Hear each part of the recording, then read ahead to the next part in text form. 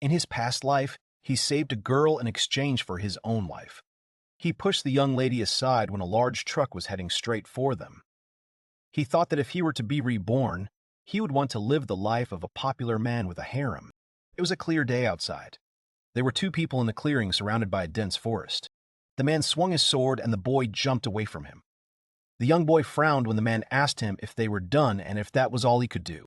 The man said it was his turn now and swung his sword. He started to attack the guy, but the guy bared his teeth and dodged the attack and swung his sword, attacking himself. The man was shocked that the guy had now anticipated his attack. They stopped. The man said that he did not expect this from the young man. He hugged the guy sharply, and with a happy face and with tears in his eyes said that it was a great job and that this was his son. The main character, Rain, was a little embarrassed and smiled.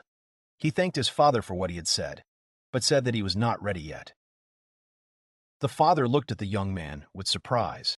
He continued that it was because his father's punch was incredible. The protagonist, Rain, imagined his father splitting the earth and mountains with his punch, thus explaining what he had said earlier. His father looked into the distance, shielding his eyes from the sun. The protagonist, named Rain, thought that his father lacked common sense. This was the reason for his unusual past. He thought about his father's past. There was a dragon that turned into a demon called the Great Calamity. Even the power of 3 countries could not defeat it. But the protagonist, Rain's father, and his 7 friends defeated it alone. The book said he was given this land as a reward. He never talked about it, though. There must be a reason for that, though they both have their secrets. Since the main character named Rain was reincarnated, he never tells him about it. If he told his father about it, it would end up being a disaster. The main character, Rain, made a sad face and thought that he was glad to be alive, although he remembers almost nothing about his past life, although he has some memories of his past life. But he remembers absolutely nothing about his relationships or his daily life. But he remembers his last moments.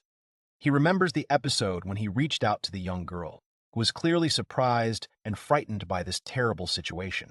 The main character named Rain was very confused, because right in front of his face, out of nowhere, someone's lush form appeared. The girl called out to him and carefully asked if he was okay. The main character named Rain was asked by a maid named May in surprise what she was doing there. She was looking at him with a smile. The girl hugged the main character, Rain, and said that there was a landslide on the road, and she thought something might have happened to him, and that she was assigned to take care of him. She said he seemed to take care of himself. Father said she shouldn't be so good-natured, and that was the reason she was so poor. Father was suddenly overcome with sadness. A maid named May politely asked him to put himself in her place. She made a pitiful expression and said that when she found herself as a child, she did not know what to do. Her father called out loudly to her. The maid, whose name was May, turned to him and just wanted to say something, but the main character named Rain interrupted her and with an unperturbed face and a smile, said that he was glad that his father was so good-natured, then thanked them for their concern.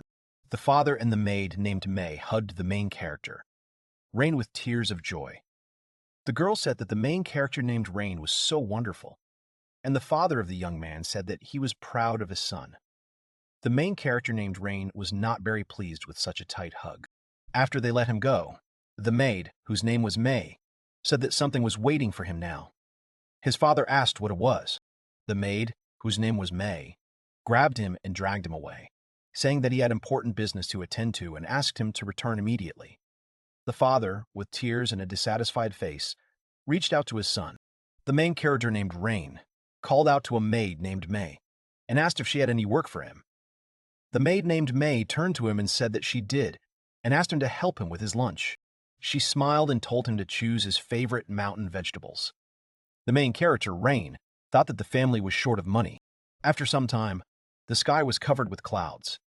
The main character named Rain was sitting in a clearing and rummaging through his bag. He said that he would collect them when he returned home and began to talk about what he had planned for today. Taking out the book, he opened it and frowned, thinking that today he had magic, but he was not very good at it. He laughed nervously, thinking that he could not understand what was written in the book at all, and that he understood the principles, but not the logic. He read that when you speak words, you summon a spirit from which you borrow the power of its element. This is what magic is said about. But when the main character, Rain, tried, nothing happened. He remembered trying to set a small log on fire. The main character, Rain, tried to start a fire on his own. He thought that after all, you can't start a fire out of nothing. Behind him, some sounds suddenly came from the bushes. The main character, named Rain, became a little scared and wary. The main character named Rain looked at the source of the sound, and to his surprise, it was a boar. The main character named Rain thought it was just a wild boar. But then he noticed a small horn on its forehead and thought it was a magic stone. The boar approached the main character Rain, and it turned out to be a demonic boar. In this world, these strange stones parasitize animals and turn them into ferocious demons, and the main character named Rain has heard many stories of cattle turning into demons and destroying entire cities. The boar stood right in front of Rain. The main character, Rain, thought that he had hunted wild boars before, but today he only had a wooden sword, a thick book, and a bento with him. He looked at all this and thought that these were his last minutes of life. The boar dug his hooves into the ground, loosening it beneath him, and prepared to attack. The main character, named Rain, took his sword and frowned, thinking that he was the son of a hero and he could not run away. The boar rushed towards the main character Rain, and the young man bared his teeth. The boar hit the ground with its muzzle, and the main character Rain was thrown a little to the side. As he thought, it was impossible. The boar started eating his bento, and the protagonist named Rain looked at him with a sad expression. The protagonist named Rain thought that he was in big trouble, and if only he could use magic at times like this. The main character named Rain opened the book and thought, all or nothing. He began to read about the lightning of God's wrath shining in the storm clouds, the tip of his wrath, the mighty enemy before them, the blue blade cutting through the darkness. But after that, he did not know how to read, and the boar was getting closer to him. But suddenly, a loud roar was heard behind the main character Rain, and he turned around with a frightened face, on which one could see a slight misunderstanding, thinking about what was happening, and whether, trying to cast a spell, he really learned magic. The main character, Rain, looked up in surprise at the bright, sunny light. He said that, as expected, it didn't look like his magic, although it didn't look like magic either.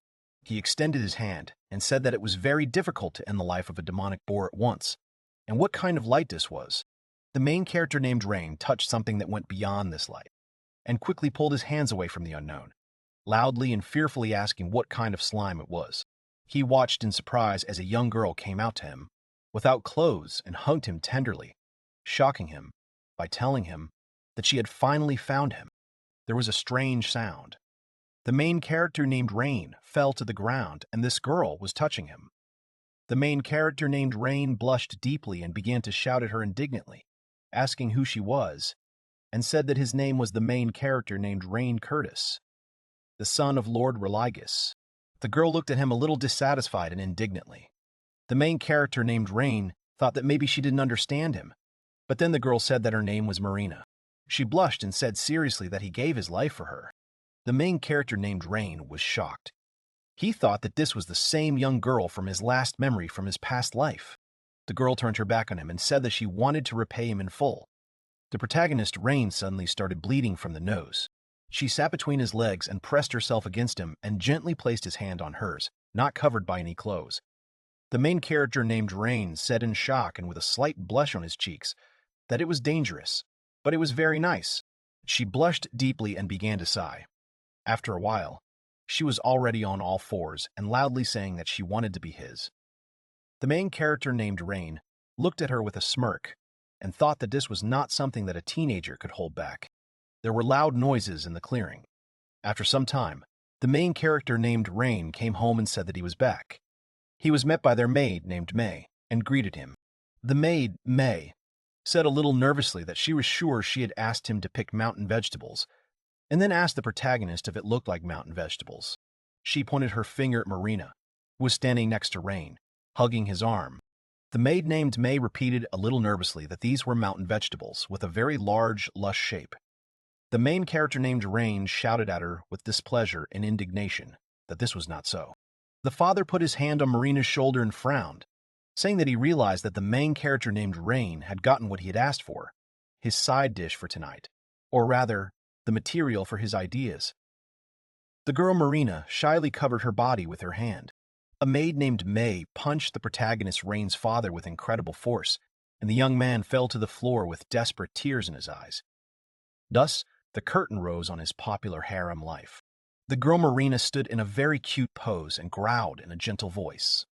Some time later, in the morning, birds were chirping outside the window. Sitting on a tree growing near the window, the main character, Rain, was still lying in bed. He quietly moaned under the blanket, then said that it was already morning. He opened his eyes and thought that it was usually cold, but for some reason today it was unusually warm. When he thought that he was even pleased, he saw that a girl named Marina was looking at him from under the blanket with a rather sweet look. She wished him good morning and leaned towards him to kiss him. The main character, Rain, blushed slightly and asked in shock what she was doing. The girl Marina said that he seemed to be enjoying himself and stood up straight, so she decided to help him. The girl Marina continued to touch her body, suggesting that he continue. The main character named Rain indignantly said that he could not stand it and asked her to stop. A maid named May suddenly appeared behind Marina, and the maid slowly and quietly reached out to her with her hands. She said that she understood him and that she would make sure that this cat would no longer breathe. The maid named May picked her up in her arms. The maid named May dragged her away from the main character, Rain. The girl Marina reached out to the young man and said that their relationship was revealed, after which she added that she would end her life and then asked him for help. The main character named Rain was stunned by what the young girl said. He looked pitifully at the maid named May and asked hopefully if she was serious. The maid named May stopped and let Marina go and said seriously that she shouldn't be so careless, and now she needs to get dressed. The girl Marina said that she didn't have any clothes. The maid, named May, sighed tiredly and with slight displeasure, and then went to the curtains and asked if she could borrow a pair of his curtains.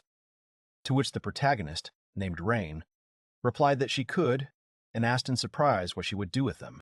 The maid, whose name was May, began to carefully wrap Marina with the curtains that had just been taken down. She said that this was a special skill of a maid. She wrapped the hips, shoulders, and curves of the young girl, made a couple of knots, and said that everything was ready. Now the girl Marina was in a beautiful light dress made of curtains. She said it was great. The main character named Rain said that another bow should be added. Hearing this, the maid named May said that it would be done and pinned a nice bow on her hair. The main character named Rain said that she was very cute, which made the girl Marina blush and look at him with a slight smile. The girl Marina thanked him and lowered her dress, saying that she would thank him with her body.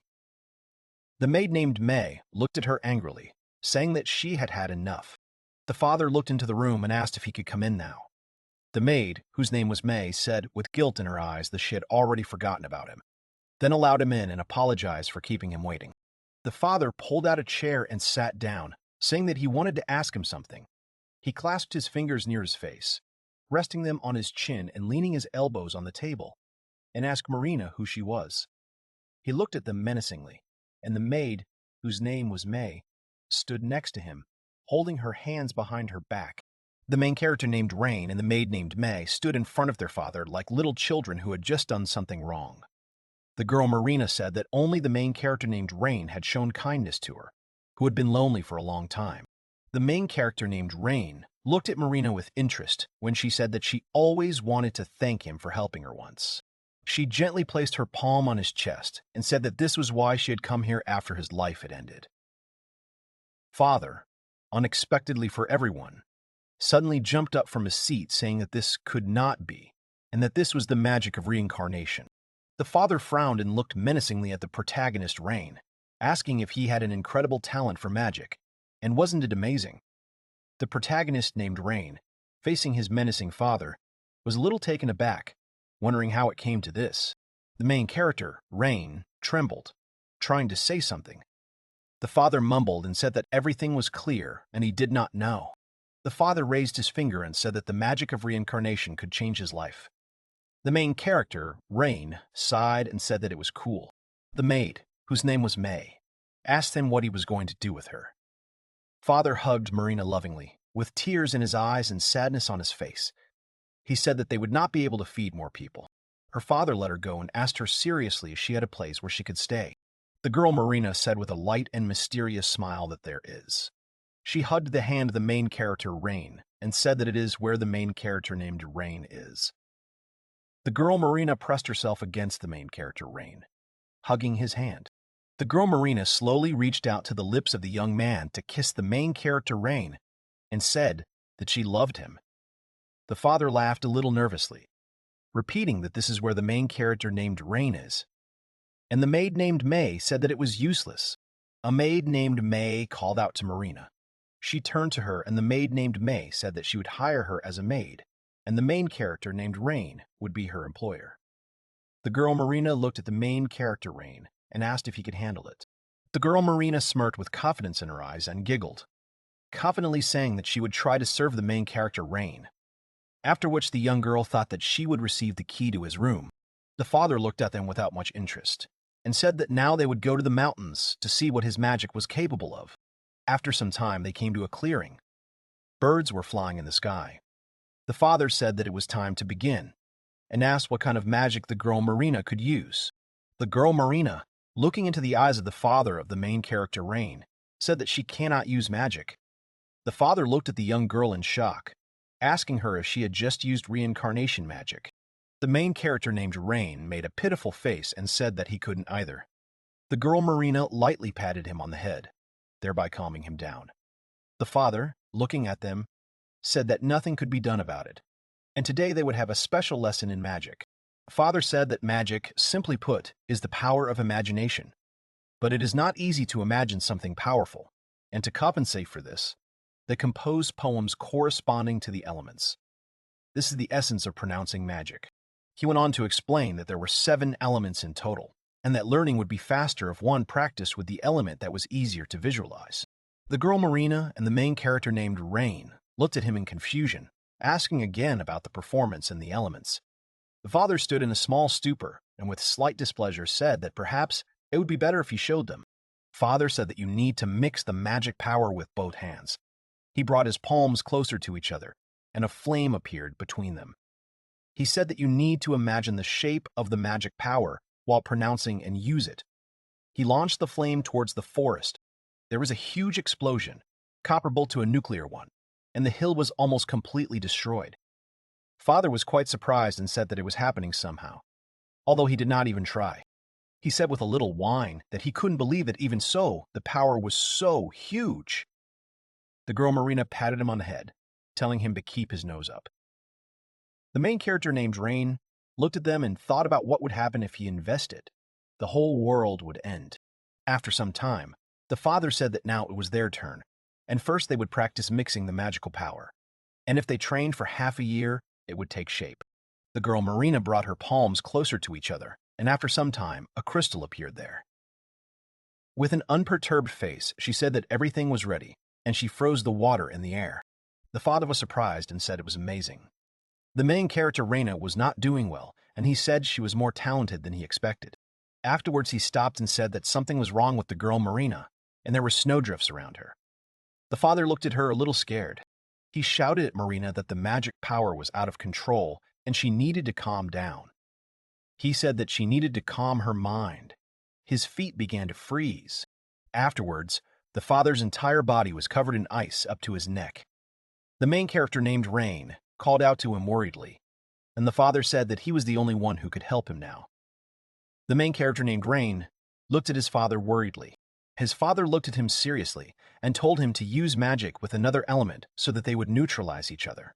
He said confidently that he knew he could do it and that he was counting on him. The amount of ice only increased.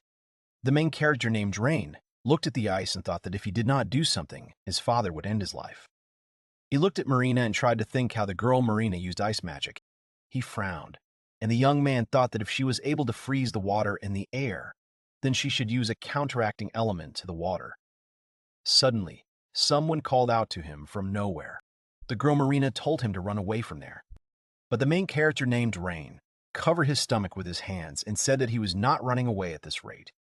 The main character, named Rain, turned his back to her and said that he saved her life in her past life, and he would protect her as many times as he could. A multitude of ice crystals rushed towards him. The protagonist, named Rain, frowned and brought his palms closer, commanding to pierce. He put his hand forward and an electric grid spread around. Static electricity. Lightning. He tried to catch his breath while small lightning bolts were still running down his arm. After which the main character, named Rain, froze in surprise, saying that he could. The father came up to them and hugged the main character Rain and his girlfriend Marina. He said loudly that the main character named Rain was a good boy. The main character named Rain said that he was glad that he was okay. The father let them go and said that he didn't think he was capable of using magic, let alone unlocking the difficult-to-understand element, lightning. The main character named Rain hugged Marina tightly and thanked her, and said that it was thanks to the push she gave him. The girl Marina did not answer, and there was not a single emotion on her face. The young guy called her, but unexpectedly for everyone, she fell to the ground. And the main character named Rain worriedly picked her up and asked if she was okay. The girl Marina said with tears in her eyes that she had an incurable disease that could never be cured. The main character named Rain frowned and asked in surprise what kind of disease it was, and how it suddenly appeared. She sat on his lap and slightly removed her top, then said that this disease lies in Rhine, and it is her favorite disease. They both blushed, and the main character named Rhine was a little shocked and embarrassed. The girl Marina said, with hope in her eyes, that she could only be cured by him. The main character named Rain, indignantly and with fear in his eyes, shielded her with his hand, which the girl Marina did not expect, and said that he did not think that he could help her with anything. The girl Marina looked at his hand, then took it and said that she would change the plan, and now she would cure the main character Rain. She began to lick the finger of the main character Rain. The main character named Rain looked at Marina in shock, thinking what the hell this was and that it was dangerous. The girl Marina was already licking 2 fingers and asked if his wounds had gotten better. The main character Rain was already quite awkward. He said that it was very nice. The main character named Rain closed one eye and looked at Marina, thinking that his friend was no longer holding back. The girl Marina continued to lick his fingers, after which she looked away and, calling him Papa-sama, asked if he wanted to be taken care of too. The main character, named Rain, cried out in concern that it was time to stop because his father was nearby. The girl Marina, with an understanding face, said that if it was him, then everything was fine. She showed him the magic letter, and the main character named Rain was quite surprised by this. The letter was written on behalf of the father, that he understood what was going on, that's why he went home first, and that the main character named Rain shouldn't worry. He also told the maid named May that they would be gone all night, and that he was looking forward to his grandchildren. The main character named Rain was very shocked. The girl Marina enthusiastically told him to release absolutely all his energy on her. The main character named Rain indignantly said that no magic comes from there. So the main character named Rain learned magic. The girl Marina began to squeeze her lush forms again, saying that she noticed that he began to reach up somewhere, and she thought that he wanted to crawl away, so she strangled him a little. The main character named Rain trembled a little. But did not answer her. The girl Marina approached the main character Rain and asked what he thought. She hugged him and pressed herself as tightly as possible to him. The main character named Rain frowned a little, saying that he was almost done. Afterwards, he said with delight that he had succeeded.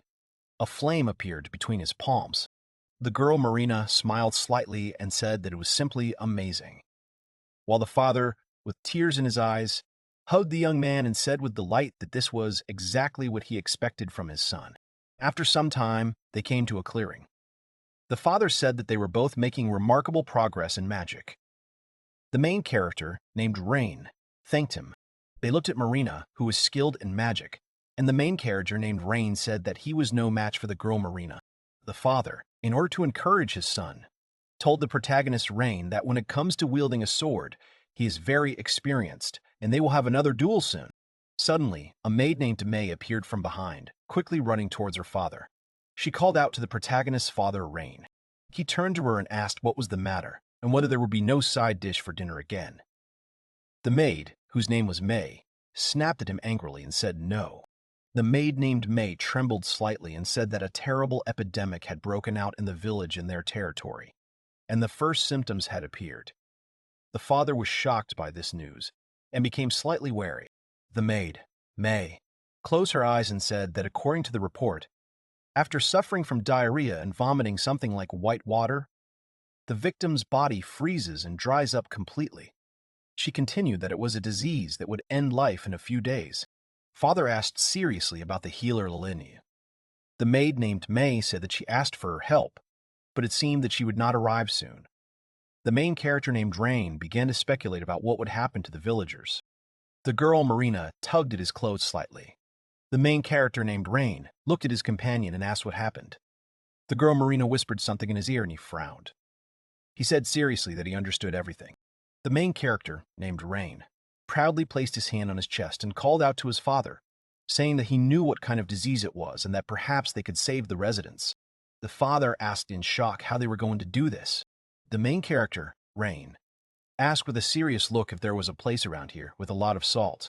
A maid named May said indignantly that now was not the time to talk about salt, but her father blocked her way with his hand and told her to stop.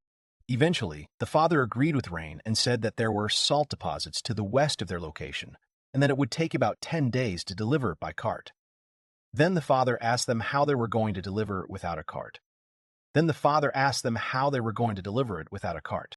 The girl Marina put her hands behind her back. The main character named Rain confidently said that they would not need her and that they would use something else instead. The girl Marina took apples from the barrels and put some on her head and held others in her hands. The main character named Rain sat down and showed her dexterity to her father and the maid named May. The father looked at them a little confused and said that it was a great trick, and then asked how they were going to deliver the salt with it. The girl Marina said that it was not a magic trick, and then took a bite out of the apple. She began to chew, and with her mouth full, a little indistinctly, said that this was a magical storage, and this was an easy way to deliver salt.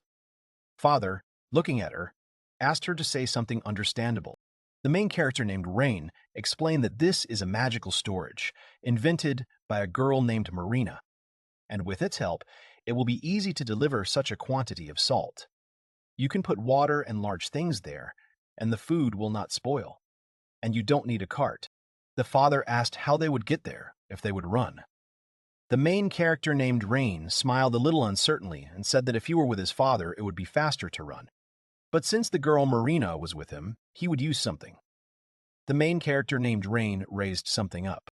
The main character named Rain explained to his father and the maid named May that they would fly on a shield using the wind, while the girl Marina was already floating in the air on the shield as if nothing had happened, eating an apple. The father looked at this and said that he did not think that it was possible to use a shield like that. The main character named Rain put his finger to his lips and said that regarding the money to buy salt, he was thinking of doing a quest from the guild somewhere near the deposits. The maid named May grabbed Marina and told her not to be so careless. The girl Marina whined in pain.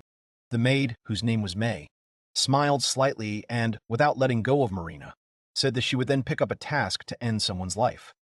But it could be dangerous. Abruptly, the father said loudly that everything was decided. He put his hand out to the side and called the main character Rain and Marina, telling them to show him how they deal with such a serious problem. The main character named Rain agreed, and the girl Marina continued to eat the apple and said to leave it to them. The sky was bright and fluffy clouds were floating. The main character named Rain took Marina in his arms and said that they would leave then. The father said that he was counting on them. They stood on a shield, on an icy hill going up. The main character named Rain asked if the girl Marina was ready. She agreed. The protagonist named Rain clenched his teeth tensely, and they rushed forward and upward. The protagonist named Rain held Marina tightly in his arms, and she gently hugged his neck, resting her head on his neck. The maid, May, and the father watched them as they walked away from them. The maid, May, said that she hoped that everything would be all right. The father looked into the distance, shielding his face from the sun, and said that it seemed that all they could do was hope. Her long hair and the cape that hung from her father's shoulders fluttered in the wind. He said that it was growing faster than she could imagine. A maid named May approached her father, saying that it would be better for them to go to the village rather than just stand here in the clearing. Her father agreed with the maid and said that they needed to come up with a backup plan, just in case. After some time, the main character named Rain and the girl Marina were on some beach. There was a cat lying on a stone, yawning lazily. The main character named Rain said that, judging by the description, the assassination mission was being carried out somewhere here. The girl Marina agreed with him. The main character named Rain scratched his head and said that he meant that it was very peaceful here. The girl Marina picked up the cat, touching him. The main character named Rain turned to Marina and said that he was wondering who they should deal with. The mission stated that beach invaders were building nests on the west coast and causing trouble, and asked to deal with them to protect the salt fields. The protagonist, Rain, did not understand what beach invaders and nests meant. They walked along the shore, which was washed by the waves of the sea, and the cat followed them. The main character named Rain said that if these were just crows, then he could handle it himself, and told Marina to save her magic power for the way back. The girl Marina agreed and said that she understood him. They looked into some hole, including the kitten, and the main character named Rain said in surprise that there were a lot of holes here, and he asked the young girl if these could be such nests. He noticed that there was something in the depths. Someone's huge tentacles crawled out of the hole, and the main character, named Rain, and his girlfriend Marina looked at them in fear. They fell to the ground, and the cat, whose fur stood on end, looked aggressively at these tentacles. The main character, Rain, said that these were definitely not crows. He looked at the tentacles with great fear, frowning. A beach squid emerged from the hole. The main character named Rain screamed in fear that it was a squid and reached for a sword, which was in his bosom, telling Marina to stand behind him. The girl Marina, with an unperturbed face, agreed. The squid looked at them and, opening his mouth, spat ink at them. The main character named Rain thought that he could just dodge, but then he suddenly remembered that there should be a girl Marina behind him and turned around with a frightened look. The girl Marina made a shelter out of ice and the ink fell into it, and the girl Marina and the cat were safe. The main character, Rain, sighed with relief and said that she was an expert in magic and it seemed that she did not need his protection. The girl Marina remembered the words of the main character, Rain, that he would protect her as many times as he could. She left the shelter and approached the squid. The main character named Rain looked at her in surprise and called out, not understanding what she was doing. The squid wrapped a tentacle around her wrist. The squid grabbed Marina by her arms and legs, wrapping her body with tentacles. The girl Marina looked at the main character, Rain, with a calm face, telling the main character named Rain to save her. The main character named Rain indignantly and fearfully asked why she even went there. The girl Marina, still calmly, without any emotion, said that she wanted the main character named Rain to protect her. The main character named Rain was very indignant and looked at her angrily, asking what she meant. There were already 4 beach squids in front of Rain. The girl Marina said that it was because the main character named Rain was strong and she was a weak girl. The squid pulled the straps of her dress down her shoulders with a tentacle. The squid untied her dress, which surprised the girl Marina very much. Squid took off her dress made from curtains when the girl Marina asked him to stop. The main character named Rain saw this, became wary, and was very scared by such an unexpected situation. He wondered why he took off her clothes, and the girl Marina blushed. The main character named Rain looked at this with an evil eye, wondering if this meant that the girl Marina was in trouble. The squid held Marina's legs and arms tightly, wrapping its tentacles around her entire body. The main character named Rain grinned and thought that he should help her immediately. The girl Marina opened her mouth. The main character, Rain, blushed slightly as he looked at Marina without her clothes. He thought that if he made a wrong move, he could hurt her, so he should take a closer look a little more.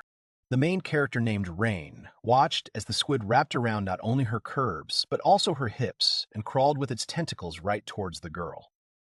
The main character named Rain tried to justify his inaction by saying that he was simply assessing the situation. The main character, Rain, unexpectedly for himself, started bleeding from his nose, and he was already just staring at Marina. The girl Marina called him and asked if he was really one of those who liked such things.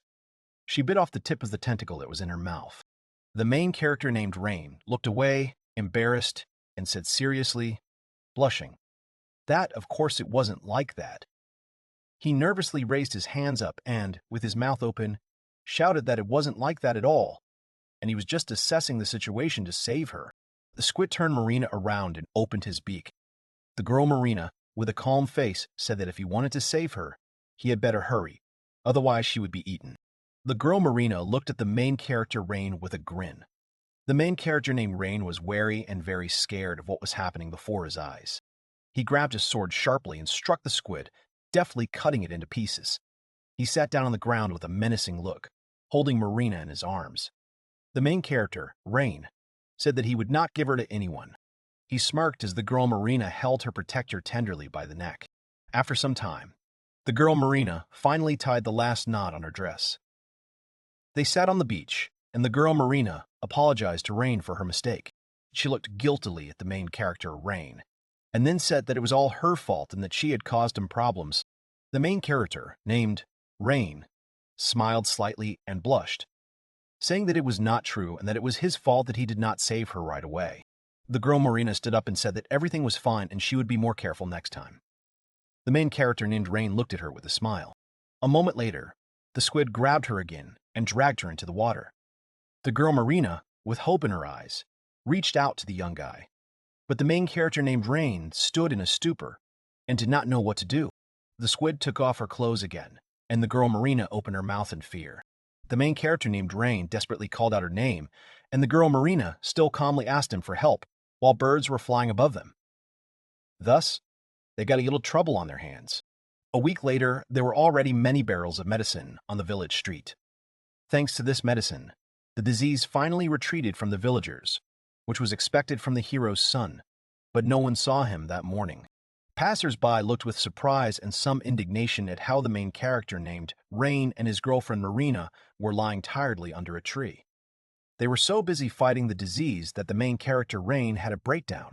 The protagonist Rain looked very exhausted and tired.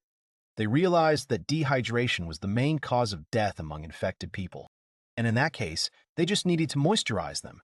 That's why they brought in salt and made a kind of saline solution. They got this solution by mixing water with salt. It helps for a while, but the disease itself is still there, and they don't have much salt left, let alone strength. The maid, May, stood behind the counter, slightly bent over from a sharp and intense pain in her back. After some time, the girl Marina asked if the main character named Rain was okay. The girl Marina was on all fours on the ground with a tremor in her body. The main character named Rain asked what about herself with a tired and exhausted look. Marino collapsed on her side, exhausted, saying that she was not okay. The protagonist, Rain, closed his eyes, thinking that this was definitely true, since she had been making water with magic all this time. The young man buttoned up his jacket. The girl Marina looked at him and said that she wouldn't survive this if she didn't flirt with Rain now. The main character, Rain, asked helplessly what it was, even though he himself could not move. The girl, Marina, said that she had hoped for it. The main character, named Rain, reluctantly crawled up to Marina and agreed. The girl Marina opened her eyes and looked at the main character, Rain. He took her tenderly and lovingly in his arms and pressed her as close to himself as possible, leaning his back against a tree. He asked the young girl if this was what she wanted. The girl Marina smiled sweetly at him, hugged the young man, and pressed herself even closer to his chest, saying that the main character named Rain is warm. The main character named Rain is warm. The main character named Rain blushed and looked away, saying that she shouldn't hug him so tightly. His hand is in a dangerous place, between her thighs, and the young girl's clothes have slipped off her chest. The main character named Rain raised his head up and called Marina, but she did not answer him, so he called her again. The girl Marina was still sitting in his arms with her eyes closed. The main character named Rain looked at her and thought that she had fallen asleep, probably because she was very tired. His eyes were slowly closing too, and he thought that he was also feeling a little sleepy. Rays of light were filtering through the branches and leaves of the trees, and the outline of a man with elf ears was visible. The protagonist, Rain, thought it was nice to see the sun shining through the trees, and then noticed the elf ears. He saw an elf girl with incredibly beautiful ears in front of him, who was reaching out to the main character, Rain, to kiss him. After that, a loud scream was heard, and the elf girl fell to the ground with a crash. The main character, Rain, was followed by his father, who asked what happened. The main character, named Rain, looked at his father with an angry expression. He held the elf tightly, saying that he had caught a suspicious person. The girl was trembling. She loudly asked to let her go. The father looked at his son with confusion, asking again about the suspicious person. The main character named Rain said that he was sitting under a tree and was almost attacked by this unknown lady, who suddenly appeared from the bushes. The maid named May picked up Marina in her arms, and the girl Marina hung her hands down. The maid named May asked the protagonist, Rain, if this girl could be the culprit of everything. The protagonist named Rain looked at the maid named May and smiled a little nervously, and said that it didn't look like it. The elf girl looked at the main character Rang with a serious face and some indignation and told the young man that this was a misunderstanding, then asked him to listen to her. The father frowned and asked, why then she climbed to him and called her Lilina. The main character named Rain loudly ordered her to confess, continuing to hold her. After the main character named Rain abruptly stopped and stood in a stupor, the protagonist named Rain frowned and said that this couldn't be true. He asked his father if he had named her Lilina. He asked in shock if this was the famous healer, Lilina-san. He imagined Lilina's image. Lilina looked at the protagonist Rain and said with a smirk, that's why she told him to listen to her. She then added, asking if he found this pose embarrassing. Lilina was sitting with her legs spread. The main character named Rain blushed deeply and let Lilina go, apologizing to her. Lilina adjusted her dress with a displeased look. Her father looked at her seriously, saying that he was glad she came. Lilina stood up and said that she and Religus had not seen each other for a long time. Lilina stood in front of the protagonist Rain's father and said that they had not seen each other since the defeat of the demonic dragon. The father smiled and said that it was true and that he was saved by her then. The main character named Rain looked at them in surprise, thinking that she was the one who saved his father, and she must be an amazing magician. Lilina smiled slightly, even with some awkwardness, and said that it brings nostalgia. Lilina recalled what happened, raised her finger up, and said with a smile that tirelessly regenerating crushed organs, reconnecting torn limbs again and again. For the first time, she was afraid that her magical power might run out. Lilina waved her hand and said it was funny when half of his head was torn off. Father smiled and said that he definitely experienced a completely new feeling then. The main character named Rain looked at them from afar, saying that the 7 heroes were really dangerous. The protagonist named Rain asked why Lilina tried to kiss him. Lily looked at the protagonist Rain and blushed deeply, saying that he had misunderstood. She tried to explain to them that he looked like he was running out of mana, so she was just trying to share it with him. She shyly pressed her hands to her chest and said that she was not interested in him. Her father stood behind her and apologized to her for distracting her, then said that it was time for them to heal the villagers. Lilina, remembering this, made a serious and unperturbed face. She waved her hand and began a chant, calling upon the wind that had made a pact with her to direct the healing powers of the forest to those suffering from the disease. She closed her eyes and began to cough as she chanted. Lilina squatted down, and tears suddenly appeared in her eyes. Lilina, covering her mouth with her hands, thought that she had stumbled, biting her tongue while speaking. Father, a little disappointed, put his hand on his forehead. Her father looked at her menacingly and said that he never thought that she couldn't use magic without pronunciation. The main character named Rain smiled a little nervously while looking at her. Lilina said that it wasn't exactly like that. One of the 7 heroes, Lilina-sama, is majestic and beautiful. Her spell casting is as beautiful as the chirping of a bird. Lilina awkwardly covered herself with her arms, crossing them slightly over her stomach, and said that since everyone in the tavern was talking about it, she began casting spells to keep her image intact. She raised her finger and summoned the magic ball without any problem. She said that it was not easy for her to get used to it. Then she called the command, Cure, full recovery, and a magical force swept over the village. Flower petals were flying in the air, but behind them, some buildings in the village were visible. The main character named Rain raised his hand at chest level in the air and looked at the petals with interest. This is the highest level of healing magic. People felt relieved. Everything would be fine now. Lilina said that she had heard that this disease was like a curse. Surprisingly, it did not cause that much harm. The father said that it was all thanks to the medicine made by Rain, and that this was expected of his son. The main character, Rain, stood aside. Lilina placed her hand on his shoulder and said that nothing less was expected from Religus's son. The protagonist, Rain, smiled a little nervously.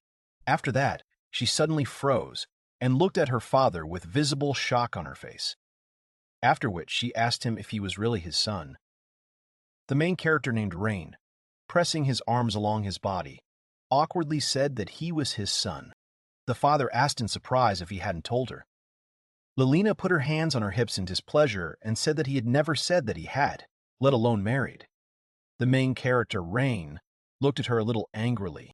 Lilina looked first at the main character, Rain, then at his father, and thought that if you look at it like that, the eyes, the nose, are not similar. And in fact, their faces themselves are not similar. She thought that maybe he got his face from his mother, and she felt a little sad. The children crowded around the protagonist, Rain, and he played with them with a smile, who thanked him for the medicine. Lilina thought that it was unlikely, but she could not shake the feeling of the atmosphere.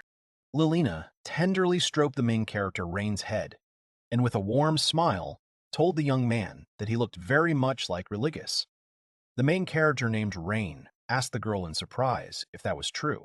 They looked at his father who was playing with the children, and Lilina said that he too always did things recklessly for others. And that was why he was always broke. And also he couldn't use healing magic, and because of that, she was worried about him. The main character named Rain looked at Lilin and started talking about what would happen if he could use healing magic. But he didn't have time to finish because Lilina hugged him and he buried his face in her curves, causing him to blush. Lilina, lightly hugging and pressing the main character Rain to herself, smiled and told him that like father, like son, and that they were both very good-natured. Lilina placed her hand on his head and said that she would teach him healing magic some other time, but now he needed to rest. The protagonist, Rain, thanked her and raised his hand sharply. He grabbed her by the clothes. Lilina blushed, looking at him a little indignantly. The main character, Rain, pulled the clothes off her chest and pressed himself against her in a completely calm manner. Then he pushed her to the ground and she screamed. Her legs lifted up and her dress lifted up with them, and the curves hung almost on her face. She worriedly asked him to stop, experiencing her image as one of the 7 heroes. Her father looked at them in shock. Lilina closed her eyes while the protagonist named Rain held her in that position with his grip. She said that her image would be destroyed. The protagonist named Rain smiled contentedly. Thus, thanks to the efforts of the protagonist Rain and others, the village was saved. After some time, the girl Marina was hanging out the laundry on a line outside. The main character named Rain looked out the window and whined, with his mouth open, and said that it was a very peaceful morning. Suddenly, he noticed someone in the forest and became wary, wondering who it could be. He called Marina and said that there was someone in the forest and she needed to go check. The girl Marina looked at him, then waved her hand and threw ice crystals. Suddenly, someone screamed very loudly in the forest. The main character, Rain, quickly threw on his jacket and thanked Marina. She, with a calm face, only gestured that everything was fine. The main character named Rain saw Lilina near a tree, who was clearly scared. She lifted her leg and her dress lifted up with it, and sharp crystals were stuck into the tree on the sides, and she caught one of the crystals with her teeth. Lilina, indignant and frightened, shouted at them not to do that again. She asked if he thought it was dangerous. The protagonist, Rain, apologized and said that he had mistaken her for a suspicious person. Lilina asked if his father and maid were here. The protagonist named Rain calmly said that they were still cleaning up the village, so he hadn't returned yet. Lilina freed herself from the ice crystals and said with a slight smile that this was exactly why she had come, and that while she still could, she wanted to see his wife. Or to be more precise, his mother. The main character named Rain started talking about his mother a little sadly, after which he smiled slightly. After the memories that came to his mind, and then said that there was no such person here, because he was an abandoned child. Lilina was stunned and said that if it had been a cat or a dog, she would have picked it up. But she would never pick up a child. She said that in that case, she was sure that he was picked up on a rainy day. The main character, named Rain, asked her in surprise why she decided so.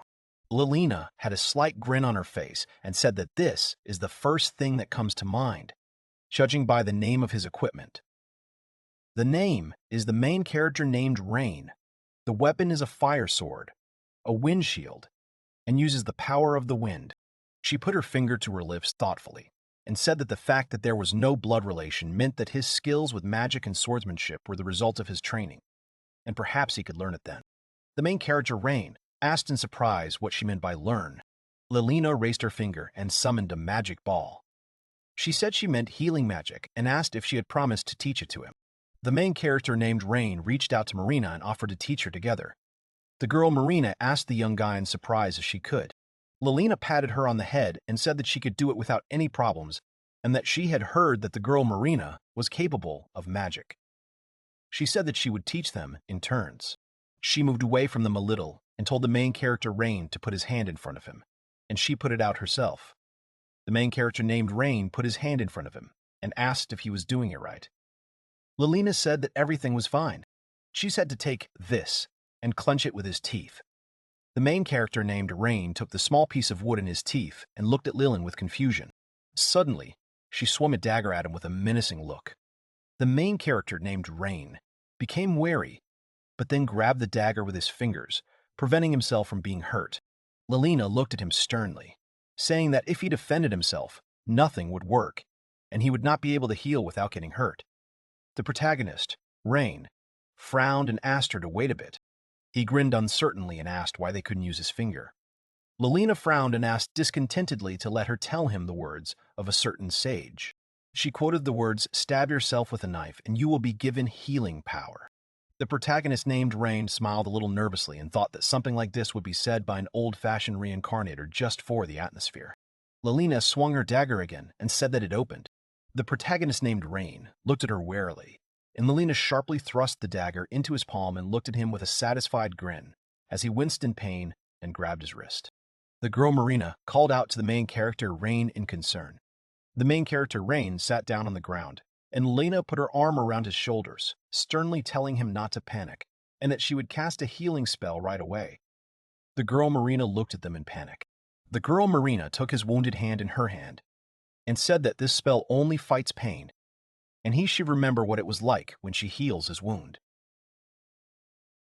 After Lylan looked at something in shock, saying that this can't be, the protagonist named Rain looked at his now healed arm. Lylan asked in shock if he had just used healing magic. The girl Marina hugged the main character Rain tightly with a happy smile on her face, saying that the main character named Rain is amazing. Lylan thought that it usually takes several years of training to heal a wound, and to do it successfully the first time. She looked at the protagonist Rain seriously, thinking that he shouldn't stay here. She called out to them and asked them seriously if they wanted to go to Raybolt's magic school. The main character named Rain, and the girl Marina looked at her in confusion. Lilina said that there were many children his age in this school, and within the framework of the training of that school, they both would learn to use their abilities in general. After her words, his mouth opened slightly. Lilina said that first of all, the dual attribute of attack magic and healing magic, as well as swordsmanship and physical skills equal to those of a holy knight, and even imitating alchemy, and it is impossible for a human. The main character named Rain looked at her with a helpless look and said that it was impossible, and that was what was stopping her from doing it. If you try, you might succeed, and if you don't try, nothing will work out, is what he thought. The main character named Rain said that there was a fool who said the same thing, and he was a hero who helped the poor. Lilina said that since he was still young, he might abuse his powers. With the blade he wielded, the enemy became a piece of meat, and his fire magic is so strong that it burns even the soul. The robe that was once pure white became red and black. If he saw someone as powerful as him, the protagonist named Rain asked with interest whether he was a hero or a villain, what he looked like and whether it could be a human. Lilina said that she doesn't know, but the school was created to prevent something like this from happening. Lilin's face turned slightly red, and she smiled sweetly, saying that there were many beautiful boys and girls there. The main character named Rain was surprised, and Marina felt disgusted. The protagonist, Rain, smiled awkwardly and said he needed time to think. Lilina said she planned to stay for 3 more days, which would give him just the time. After some time, it was night. The main character named Rain was lying on Marina's lap and said that maybe they should go to her after all, and asked Marina what she thought about it. The girl Marina looked away and said that she would follow Rain. The main character named Rain smiled and said that she didn't seem to be happy about it, and asked if she hated school. The girl Marina put her hand on her lap. The girl Marina looked at the main character Rain a little sadly, saying that it was not about that, and she was just lonely. The main character named Rain asked her what she meant by lonely. The girl Marina recalled how she sat alone at a desk and no one talked to her. She said that she was always lonely. The girl Marina said that she always just watched others having fun, and that's why she thought about it all the time. Some of the girls even invited their friends to karaoke. The girl Marina said that if the main character named Rain had been there then, she would have been happy. The girl Marina recalled how she looked at the flowers that showed that the main character named Rain had finished his life. The main character named Rain worriedly apologized to her and said that he did not remember anything from his past life. The girl Marina said that it was not about that. She blushed slightly and said that she had always dreamed of going to school with Rain, and that was why she was happy. The main character named Rain said that was why she had such a strange reaction. The girl Marina nodded. She said that she was worried that there might be a lot of girls there, and that's why she wanted to know. The girl Marina approached the main character Rain and asked if the main character Rain had any feelings for her and if he liked her. She approached his face and tears appeared in her eyes. The main character named Rain said no. He reached for her sweet lips and said that he loved her. The main character named Rain gently hugged her waist and passionately touched her lips. But suddenly, the window opened and flower petals flew into their room. The main character named Rain put Marina on the bed and kissed her tenderly. The girl Marina slightly wiggled her legs. After some time, the main character named Rain moved away a little and saliva stretched between them. The main character named Rain took off her clothes and started kissing her body. The girl Marina asked him to stop, stuttering a little. The main character named Rain moved away from her. She raised her head and saw that he looked like a predator, thinking that the main character named Rain had turned into a wolf. The main character named Rain started to please Marina again. He went down lower, and the girl Marina made sounds. Suddenly, the girl Marina became wary and asked him to stop. The main character named Rain suddenly let in his magic, and the girl Marina opened her mouth, pressing her hand to herself. After some time, the sounds stopped. The main character named Rain called out to Marina and tried to find the words. He looked at Marina, who was lying in front of him with her legs bent, a little guiltily and with some concern, and asked if she was okay. The young girl lay there without strength and was trembling from fatigue, and there was still a slight blush on her cheeks. She sat up, snuggling gently against him, running her finger down his chest, and said she was fine and she could remember up to about the 18th time. The main character, Rain, blushed slightly and apologized. After some time, the main character named Rain turned to Marina and thoughtfully said that he wondered if they could become like the 7 heroes if they tried hard at school. The girl Marina listened to him with interest. She turned to him and said that if this is what the main character named Rain dreams of, then it will be so, and everything that a reincarnated person wishes for when he returns to life comes true. She said with a serious face that she wished to meet Rain. The protagonist, named Rain, was surprised how she came here and said this thought out loud. He frowned a little and thought that if he thought about it like that, he had a wish. A slight sadness appeared on his face, and he remembered that he had asked to be reborn as a popular man with a harem. He wondered if this was what he had wished for. The girl Marina asked about the popular harem life with a slight misunderstanding. The main character named Rain began to explain with some excitement what he had said before, saying that great people have a great love for sensual pleasures.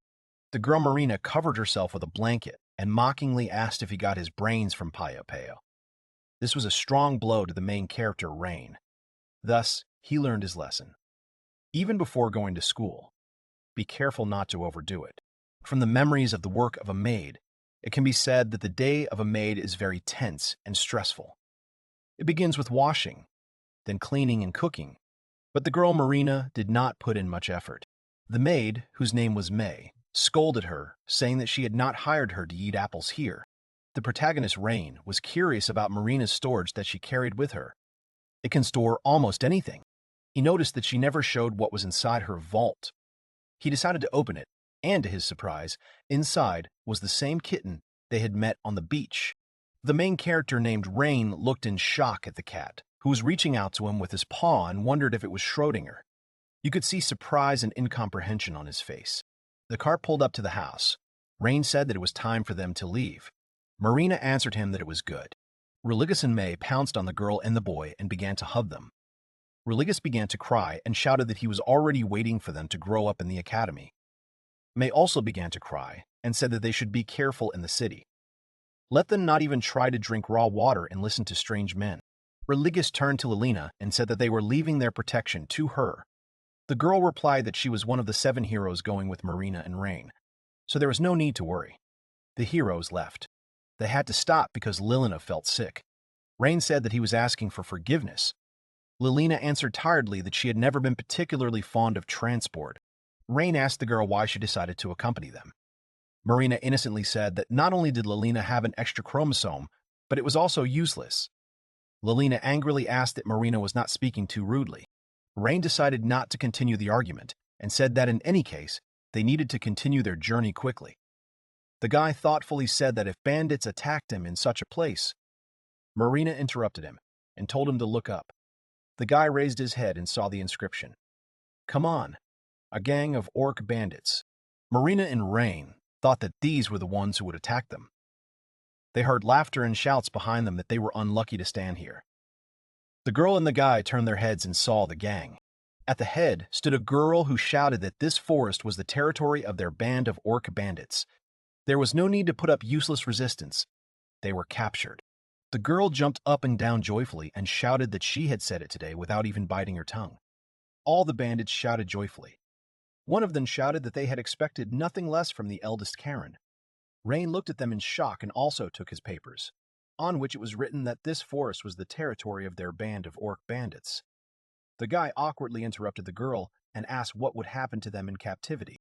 The bandits surrounded Karen and made scary faces. The girl with a sweet smile said that they would take their food and treasures and sell the women into slavery, but they would not kill. You can be calm. Marina and Rain approached Lelina. The guy asked what he could do to distract her for a minute. The girl asked what was wrong. Rain pointed at Karen and said that he needed a measure of protection from an attack like them. Lelina looked at the bandit and replied that it was the same with them as with demons or wild animals. If they took the law into their own hands, there would be no problems. Lelina continued to say that in her country, criminals can be sold into slavery, and for those captured alive they give a reward in gold. Rain asked how much they paid for it. Lelina answered that about 3,000 gold for one. The guy remembered what May had said. The girl told him before leaving that every month she and his father would send 50,000 gold. Rain turned to the bandits and said happily that it was decided. He would deal with them on the money engine. Lelina put her hand on his shoulder and said in horror that this was not necessary. Lelina loudly asked what he wanted to do with this forest as a battlefield. He wanted the reward, so he couldn't kill them in the process. Rain said that she should do it herself. Lelina said in horror that he should understand that fighting was the only thing she was bad at, so she would leave it to them. Rain said fine. The boy approached the gang. Karen, surrounded by her minions, asked sweetly that they had finally finished their whispering.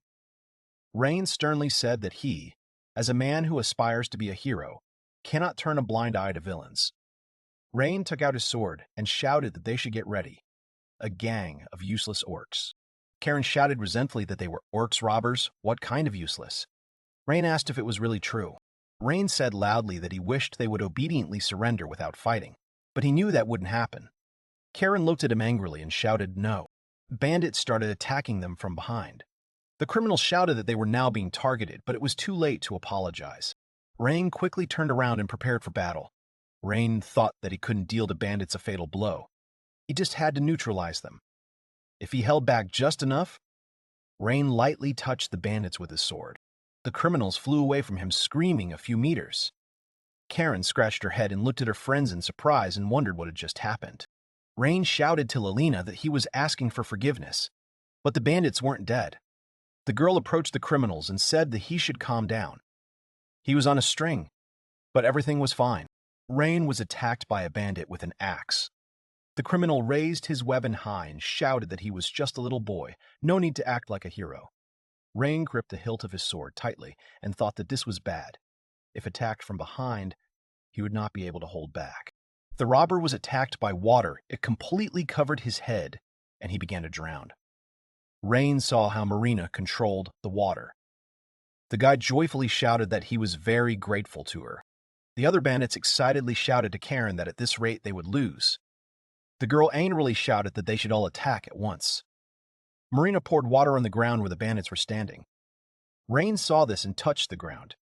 The guy summoned lightning. All the robbers were paralyzed. Karen ran up to her friends and angrily shouted at Rain that he was a swordsman. It was unfair to use magic as well. The guy said tiredly that he didn't want to hear the words unfair from a bandit. Karen angrily stuck the magic artifact into the ground. She angrily screamed that then she would also pull out her ace from her sleeve. It was too late to regret her choice. Suddenly the ground began to shake and break into small stones. Rain screamed in shock. What was that? A huge stone monster crawled out of the ground. Rain stared at him in surprise and thought that he had seen him in a book before. The same dragon golem. The monster stood behind Karen and waited for her command to attack. Karen happily shouted that she had the advantage now. They didn't think she would just give up. The golem raised its leg above Karen to step on her. She didn't see it and happily shouted for the dragon golem to crush them. The girl turned her head, but the monster was already almost stepping on her. She didn't even have time to do anything. Ray managed to grab her in his arms and jump away from the danger. The guy continued to hold the girl in his arms. He looked at the monster and thoughtfully said that he was more dangerous than you might think. Rain stood in front of Lelina, shocked Karen, and told her to hide it somewhere. Lelina responded in surprise that it was fine, but he shouldn't act crazy here. Rain looked at Marina and shouted loudly that they should deal with him. The girl summoned water and raised her hands up. Marina responded that she understood everything. Marina completely covered the monster with water. Rain jumped high into the air and set his sword on fire. He threw it at the monster, who was trying to fight the water. Rain shouted for him to defeat him with his fire sword. The monster began to retreat back into the ground. He could no longer fight. Marin ran up to Rain and hugged him, saying that it was a successful success. Rain sighed tiredly. Lelina and Karen screamed in shock. What just happened? Rain awkwardly replied that it was just a steam explosion. Lelina was unsure and asked that it was water and fire magic. He held back, but the power was still amazing. Karen blushed and awkwardly asked why he saved her. Did he really? Rain interrupted her and loudly replied that if she died, he would not be able to collect the reward for her. Karen came up to him and said, "Okay, she lost this time. Now he has to accept it." The girl grabbed his jacket and kissed him on the cheek. Rain blushed and cried out in embarrassment. What did she just do? Karen responded in surprise. What? She was so grateful to him for saving her from the monster. Marina grabbed Karen by the hair and said angrily that lying was not good. The girl took a knife out of her pocket. Marina looked at Karen and asked loudly what it was. Karen made an innocent face and answered that she knew nothing about this dagger with paralyzing poison. Rain said with a wicked smile that that was it. She wanted to stab the man she owed her life to in the back. Marina said furiously that a severe punishment was necessary. Karen sweated and asked in horror what they were going to do with her. She thought that nothing should be done. Rain started pinching her. Karen screamed at him to stop. The guy replied that if she didn't apologize right now, he would continue to pinch her. Lelina hid in the bushes and covered her ears. Karen, with tears in her eyes, screamed that if he pinched her so hard, her prestige in the gang would suffer. Rain innocently asked what prestige there was in their useless gang. Marina said that this girl should be punished more. Rain asked Marina that she had a better idea. Tentacles appeared. They started tickling Karen. Rain asked in shock where she got the beach squid from. Marina replied that the inventory could also store animals. There was also a cat in it. Marina took out the cat to prove her words. Karen said tiredly that holding such a beast was just a nightmare, but she would not lose. She had to endure. The tentacles began to pinch and tickle her. Rain said that they would have to set up camp here today and spend the night. Marina said that there was nothing they could do about it. Karen screamed loudly that it was not necessary. 2 hours later, Karen got down on her knees and said that she would forgive her for everything. She ran up to Marina and hugged her.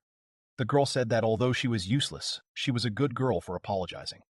Karen started crying and screaming that she was asking for forgiveness. The squid's tentacles started reaching out to Lelina.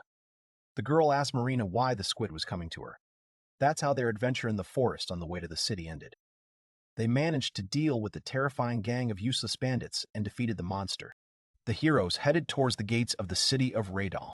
The guards noticed a cart approaching their city. One of the guards said in surprise that the cart was going too fast. His friend loudly asked if this was an attack. At the front of the carriage was Karen, who was tied with ropes. Rain turned his head towards Lelina. The guy shouted loudly that it would be bad if they flew into the city like that. Rain saw Lelina, who was feeling bad because she was constantly seasick. Marina said that they had already lost her. The cart crashed into the city gates. The guards said that it was impossible to rush around like that in a cart. Karen, with tears in her eyes, screamed that she was asking for forgiveness for this. Karen took out the mushrooms and handed them to the guard. The girl said that they could take them as an apology. The girl said that she wanted to increase the punishment. She was giving him poisonous mushrooms. The guard turned to Lelina and said that she did not often come to their city. He asked if she had any business in the Order of Knights. The girl came closer to the knights. Marina answered that she had captured a group of bandits and wanted to receive a reward before entering the city. The knight asked with interest where these bandits were. Lelina said that one of them was here. She turned her head and saw Karen, who was hiding behind Marina. The girl said that there was no one here. Lelina grabbed Karen and walked up to the knights.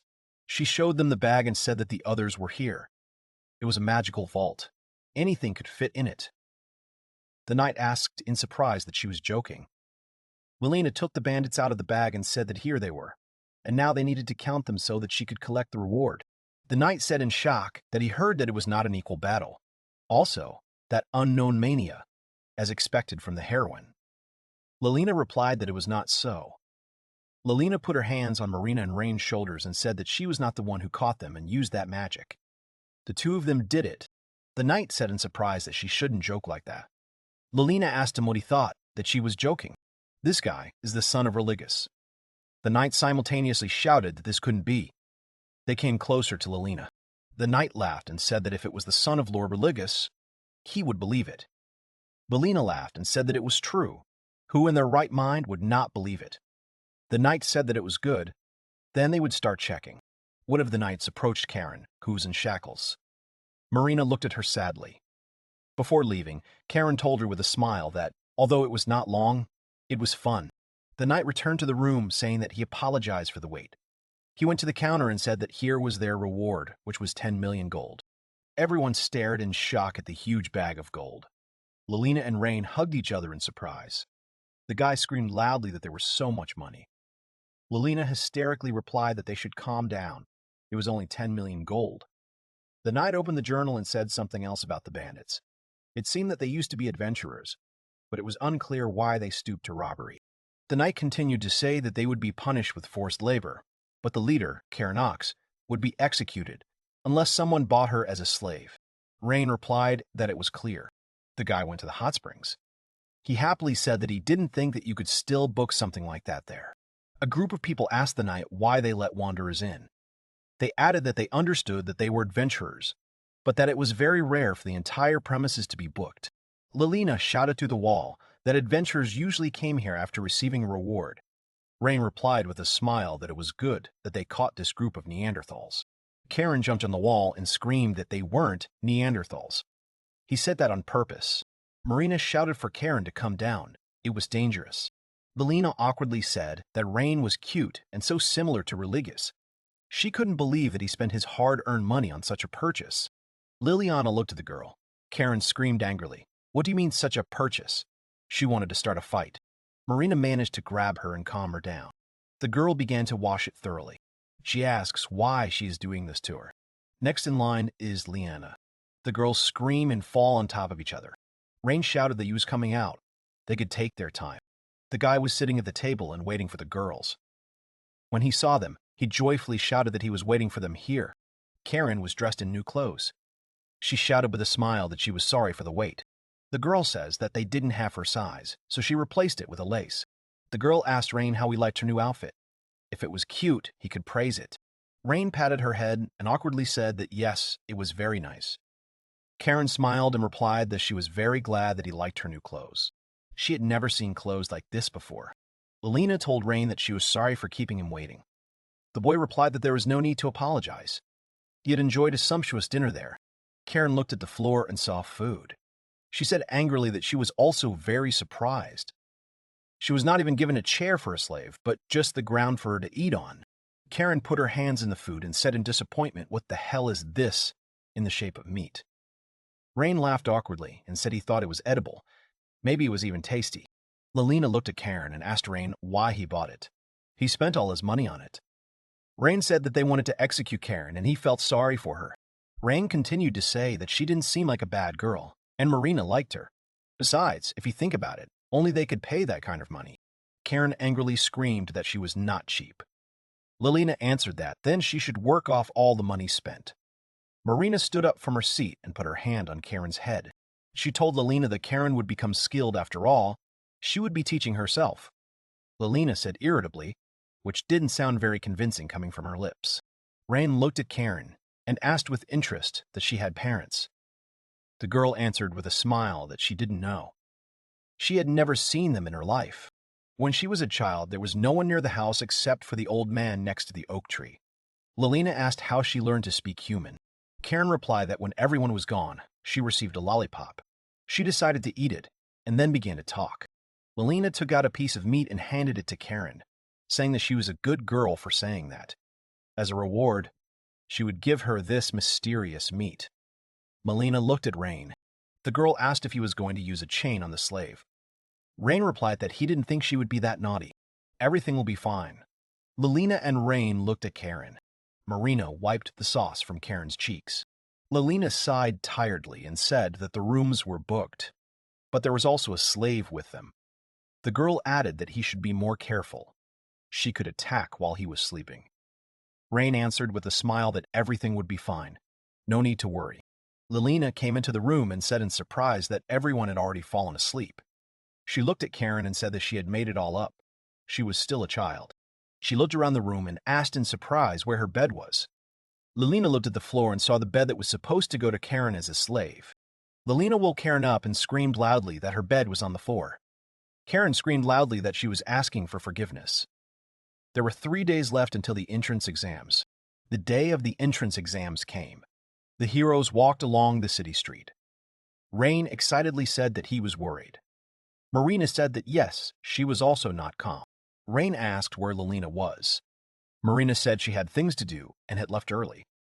Rain said, "That's how it is." Marina said tiredly that she wanted to ask her to look after Karen. Karen sadly said that she doesn't want Lilina. She immediately starts scolding her. Rain awkwardly asked that it was probably because she was always making mischief. Karen said that she could still be alone for a while. The girl asked Rain that she just needed to wait for them at the gates of that castle. The guy answered that no, it was not a castle. Rain added that it was a school of magic. Karen stood next to the gate and waved goodbye. The guy said that it was time for them to go. Marina told Karen to be a good child and wait for them here. They approached the girl, and Raven asked where the registration for the entrance exam was. The girl looked at them with a smile and said that they had come to the right place, and now they had to fill out an application. Raven started filling in his name, where he lived, and the magic he could use. The boy picked up the sheet and asked if it would work. The girl said, okay, now she would stamp it. She gave them 2 signs. The girl said that this was the end of the registration. This would be their pass to the exam. They should attach them in a visible place. Rain was tugged by the sleeve. He saw Karen handing him a sheet of paper with a drawing. She happily said that she had been able to write too. Rain asked in surprise what she was doing there. The guy added that she had to wait for them. Marina gave her the cat, saying okay. She would lend her the animal, but in return, Karen had to wait for them at the gate. Karen said she didn't want to. There was a dangerous cart next to them. Rain asked what dangerous meant. They went outside the gate and saw a cart pulled by cows. Karen said that he now sees that she is dangerous. Rain asked in shock why a cow. A bang laid a carpet in front of the cart. He shouted loudly that Lord Eiyuu Griffithbear from the imperial court had arrived. They should step aside. Rain looked at his clothes and thought that there was a badge, which meant that he had also arrived for the exam. Eiyuu angrily asked them. That didn't they hear that they had to step aside? They weren't going to listen to his order. Karen hid behind Rain and shouted that he wasn't listening to anyone's orders. Eiyuu angrily said that their lives weren't important. Lilina came out. She said loudly that she was asking for the attention of the exam participants. She was a special examiner. The exam was about to begin. She was asking everyone to come to the exam venue. Rain thought in shock that Lilina meant this when she said she was going on business. All the participants were amazed by Lilina's beauty, and they couldn't wait to start the exam. Karen laughed loudly and shouted that Lilina was doing weird cosplay. Lilina said angrily that she should leave this place or it would get worse. Lilina looked at Marina and Rain and said sternly that she would tell them just in case not to even think about causing trouble here. Eiyuu looked angrily at Rain. Lilina shouted loudly that she asked everyone to move to the exam venue. Rain said in surprise that the exam would be in the arena. I wonder what they would do. Marina told Rain that this should not happen. He will cope. Lilina said to do everything as usual, and then everything will be fine. Rain felt Eiyuu's evil gaze. Lilina stood next to the huge doll. She said loudly that the exam was starting. The essence lies in this doll. They will measure everyone's magical power. Lilina continued to say that if you hit the stomach with magic, stars will come out.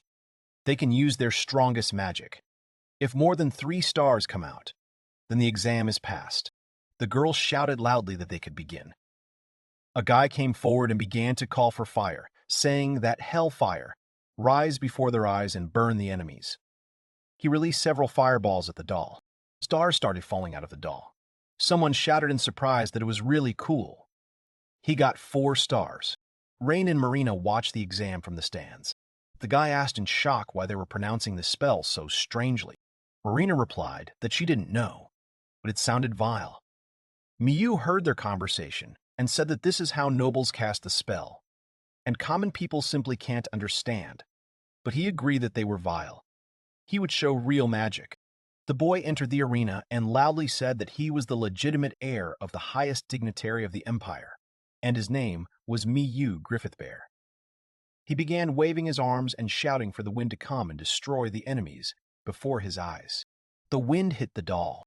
Stars began to fall from it. Someone shouted in surprise that 30 stars fell out at once, as expected from the heir of a dignitary. He is different from the others. Mayu squeezed his hand and the wind began to hit the doll harder. People started shouting that it was dangerous, and they had to get out. Rain and Marina protected everyone from the blows of the wind that were directed at the people. Rain exhaled and said that he was scared. He couldn't dodge, so he had to cut. The guy looked at Mia and asked that he did it on purpose. Marina said angrily that he was definitely aiming at them. The girl turned to Rain and told him to go now. The guy awkwardly replied that, okay, he was going. Rain approached Lilina and asked if he could use the magic sword. The girl replied that he couldn't. They weren't testing his sword skills here. The crowd began to whisper. One of the guys laughingly asked that he wanted to use a magic sword, but he was not religious. He was told that he took out a sword out of fear. Coming to a magic school with a sword is terrible. Marina heard their words and got angry. The girl whispered to Rain that he should gather magic in one hand. She thought he could do it. Rain confidently replied that he would try. Rain stood in front of the doll and thought that even this was not possible at full strength. He must aim with one hand and do everything smoothly. It is necessary to reduce the damage as much as possible. Rain shouted loudly, calling down lightning. Lightning struck the doll, throwing it back and breaking through the wall. Rain awkwardly asked how many stars he had received. The doll released black smoke. Everyone screamed in shock that something similar to the Milky Way came out. Lilina said thoughtfully that he had received about 10 billion. Rain asked in surprise what she had been able to calculate. The girl replied that, yes, she once tried to measure Religious's power, and it turned out to be an entire universe. That is, 1,000 trillion stars. Lilina walked up to the broken wall and said that he didn't expect his son to destroy the school. Rain tiredly told her to stop. One of the girls blushed and said that Lilina said that he was Religious's son. Marina raised her hand and said that she would be next. Lilina told her that this was the last doll, so she should not break it. The crowd began to whisper that perhaps she was also capable of something, since she was friends with the hero's son. Maria used her power and the doll's eyes fell off. Lilina screamed loudly. What kind of magic was that? Just like that, they passed the exam that Lilina gave. Marina was a little girl who was accosted by 2 boys. One of them asked the crying girl what she was hearing. His friend asked Marina why she didn't have parents. Marina started crying because she wanted them to leave her alone. A guy with a bag on his head ran out. He hit 2 hooligans with all his might. The boys shouted that they couldn't hurt Marina. The masked hero wouldn't spare them. The hooligans started running away. One of them shouted that this was the second orphan. Marina sat down on the ground from stress. The boy took the box off his head, and it turned out to be Rain. He said angrily that he asked her to call him if she was bullied. Rain extended his hand to her and said that a hero is someone who always and everywhere saves others from villains. Rain opened his eyes and it turned out that it was just a dream. The guy fell asleep on Marina's lap. He blushed and jumped away from her. Rain screamed loudly that he was asking for forgiveness. He didn't know when he had fallen asleep. Marina answered that everything was fine. The girl added that he looked beautiful in his sleep. He is always beautiful while he sleeps. Rain blushed and thought that he looked terrible when he slept. villain came up to them. The girl happily said that she had finally found them. Lilina asked what they were doing there. Marina replied that nothing. Lilina said that the chief examiner said that they had an interview scheduled. Rain said in surprise that it was time to start. Lilina looked at Marina's revealing clothes and said that it was forbidden to go in such a form. The girl replied that she was comfortable in it. Lilina grabbed Marina and dragged her to her. She told the girl that it was forbidden. She would give her her clothes. Lilina looked at Rain and told him to go to the hall. Lilina looked at Rain and told him to go to the hall. Rain awkwardly replied that it was fine. He walked into the hall and thought that he had had a very strange dream. The head of the academy came out and said that he apologized for the wait. He looked at Marina and asked who she was. The girl was sitting next to Rain and Miyu in a shark costume. The head asked what she was doing here dressed like that. Lilina whispered that she had borrowed a costume from the theater and it was the only one that fit her. The leader asked why she hadn't given him something of her own. Marina raised her hand and said that Liling's clothes were not suitable. They were too small. The leader told Liling that he understood the situation. Now they could return to the exam. The leader said loudly that everyone had done well in the practical exam. The leader said loudly that everyone had done well in the practical exam. This interview is to select 7 participants for the scholarship. He added that since its inception, there have been no people who fit the criteria. He was quite surprised that 3 people passed this year, so he would like to ask them one question. The leader asked how they plan to use such a powerful force. Miyu raised his hand and stood up from his seat. He began to say with a smile that this question might be burdensome for common people.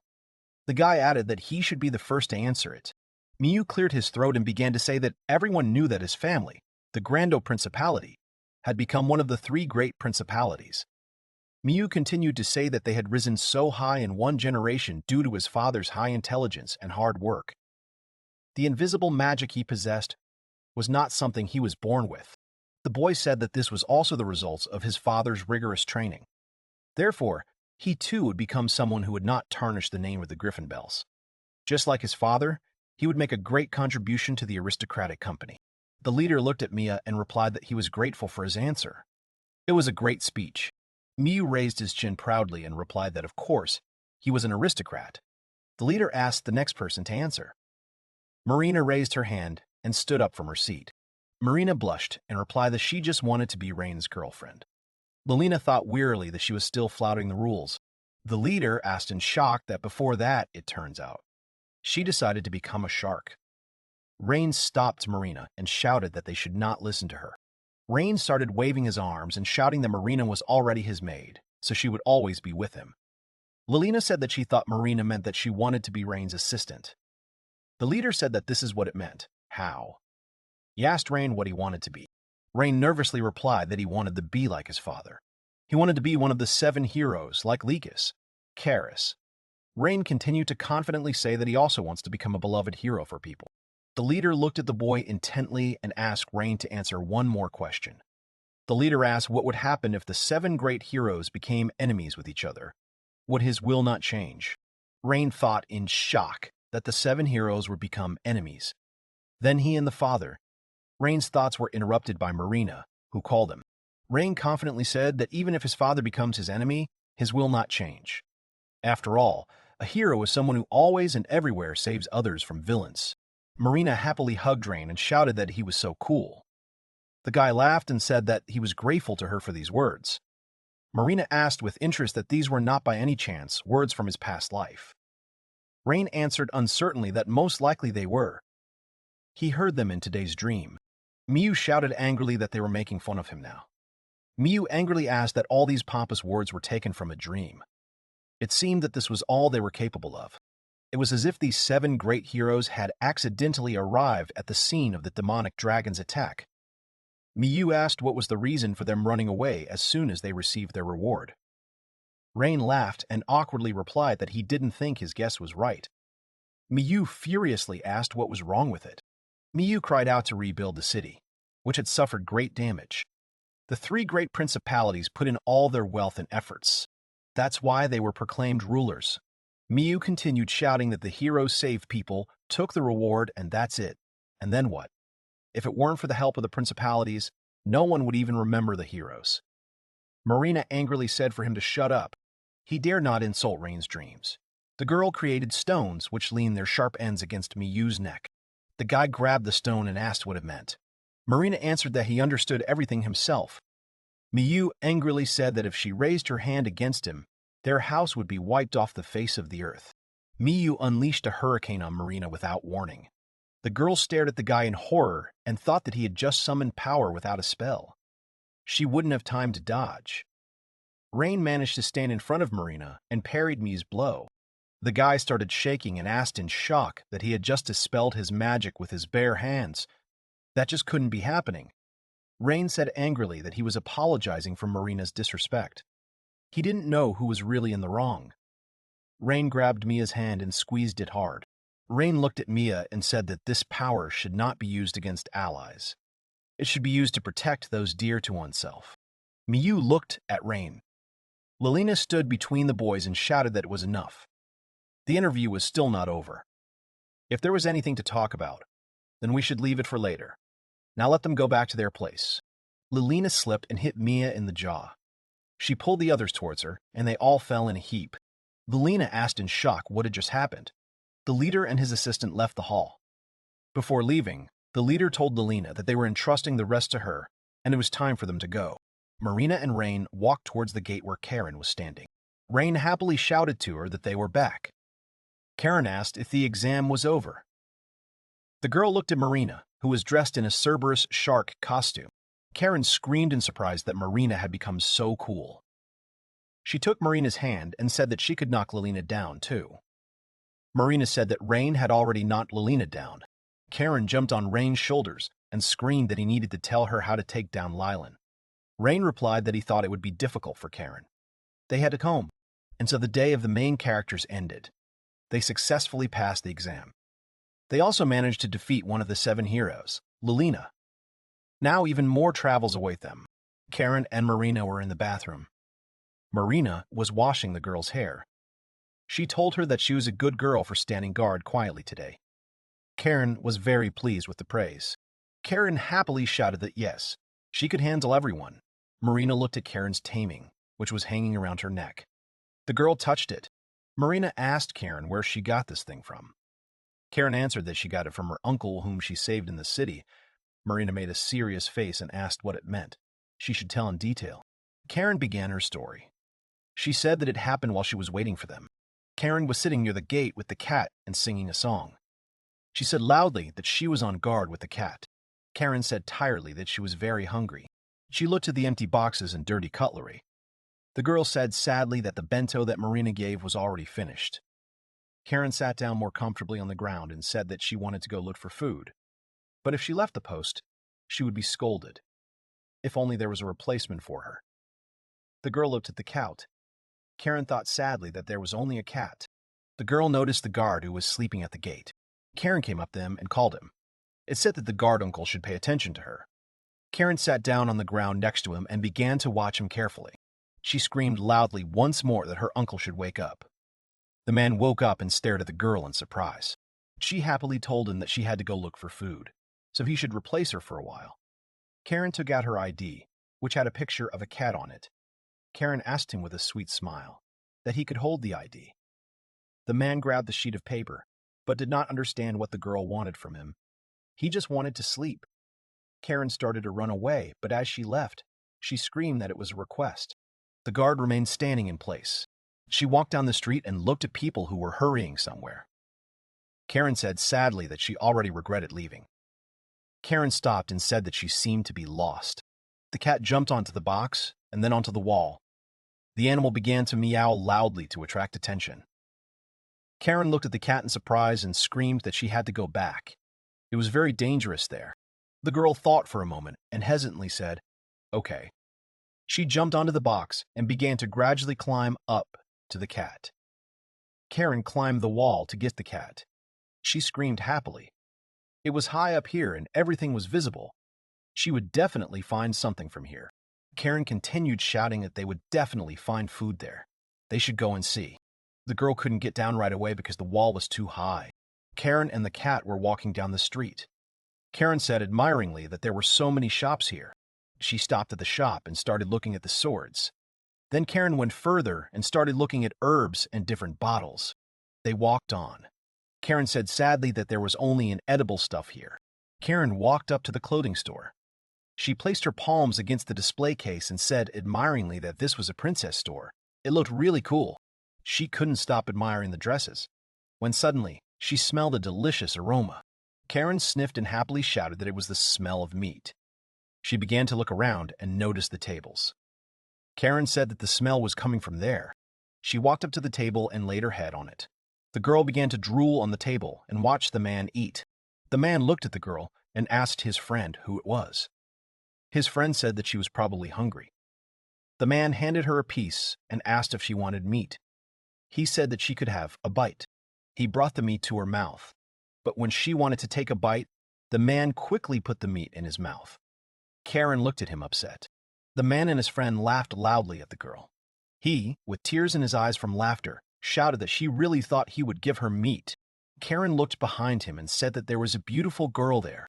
They turned their heads and saw an old man leading in his cow. Karen, when they weren't looking, poured salt and pepper into their mugs. The men sighed in disappointment. The man said sadly that it happened. His friend said yes. They sipped some of the drink from their mugs, and Karen watched them carefully. The men spat the drink at each other, now they were both wet. The man wiped his mouth and angrily asked what just happened. Karen started laughing loudly and dancing. Karen screamed loudly that they were taking risks for letting their guard down. She laughed even louder and said that they should have seen their faces by now. The men looked at her angrily and thought she was terrible. One of them shouted that she wouldn't leave them so easily now. His friend shouted that she would answer for this. Karen started to run away, but not before shouting that she was asking for forgiveness. The men started running after her, shouting for her to stop. Karen replied that she definitely would not stop. Karen turned the corner, started running even faster. The man shouted that it was the slave who was getting on their nerves. They would never let her leave. She would be caught. Karen turned her head towards them and screamed that those who mock people are bad. Let them catch her if they can. The girl crashed into someone and screamed in pain. She sat on the ground and rubbed her bruised head. She looked at the man who was completely hidden in his square. Karen tried to see him. The man and his friend stopped. She happily asked Karen that she had nowhere else to run. His friend asked the girl that she wanted them to become her masters. The man asked his friend that they would teach her how to apologize properly.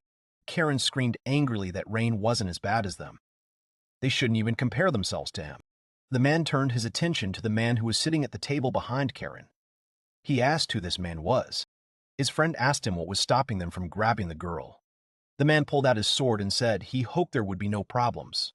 His friend said that if he caused them any problems, they would teach him a lesson not to interfere again. The man in the cloak grabbed Karen and put her on his shoulders. The girl grabbed him by the neck in surprise. She didn't even know what to say in the situation she found herself in. The man rushed at the man in the cloak and shouted at him not to underestimate them. His friend shouted at him to prepare to fight the man. The man ran up to him and raised his sword high to attack Karen and the mysterious man. Karen and the man hit the bully, sending him flying several meters. His friends screamed that they were in trouble. He took out a magical artifact and began to read a spell. He said, "Roar, earth, give justice to the fools before him." Karen and the mysterious man looked at him in surprise. The man screamed for a rock fall. A huge rock appeared above the heads of Karen and her savior, which could easily crush them and leave nothing behind. The mysterious man raised his hand and touched the man. This caused it to shatter into thousands of pieces. Now they were saved from the danger that awaited them. The bully fell to the ground in surprise and stared ahead. They mockingly asked him if he still had the drive to attack them, or if he had decided to give up. The savior put Karen on the ground so that she wouldn't get hurt. The bully, shocked, asked who he was to deal with his magical power so easily. The mysterious man took off his hood and took Karen's hand. They walked away from the place together. The man said that he was just an old man passing by. The man and Karen were walking through the city. The girl was waving her arms cheerfully, and the man was following her. He asked with interest that Rain was the name of her master, to whom she belonged. Karen answered with a smile that she was not. She thought about the man's question for a while, and happily said that Rain was the head of a band of robbers who operated in the forest.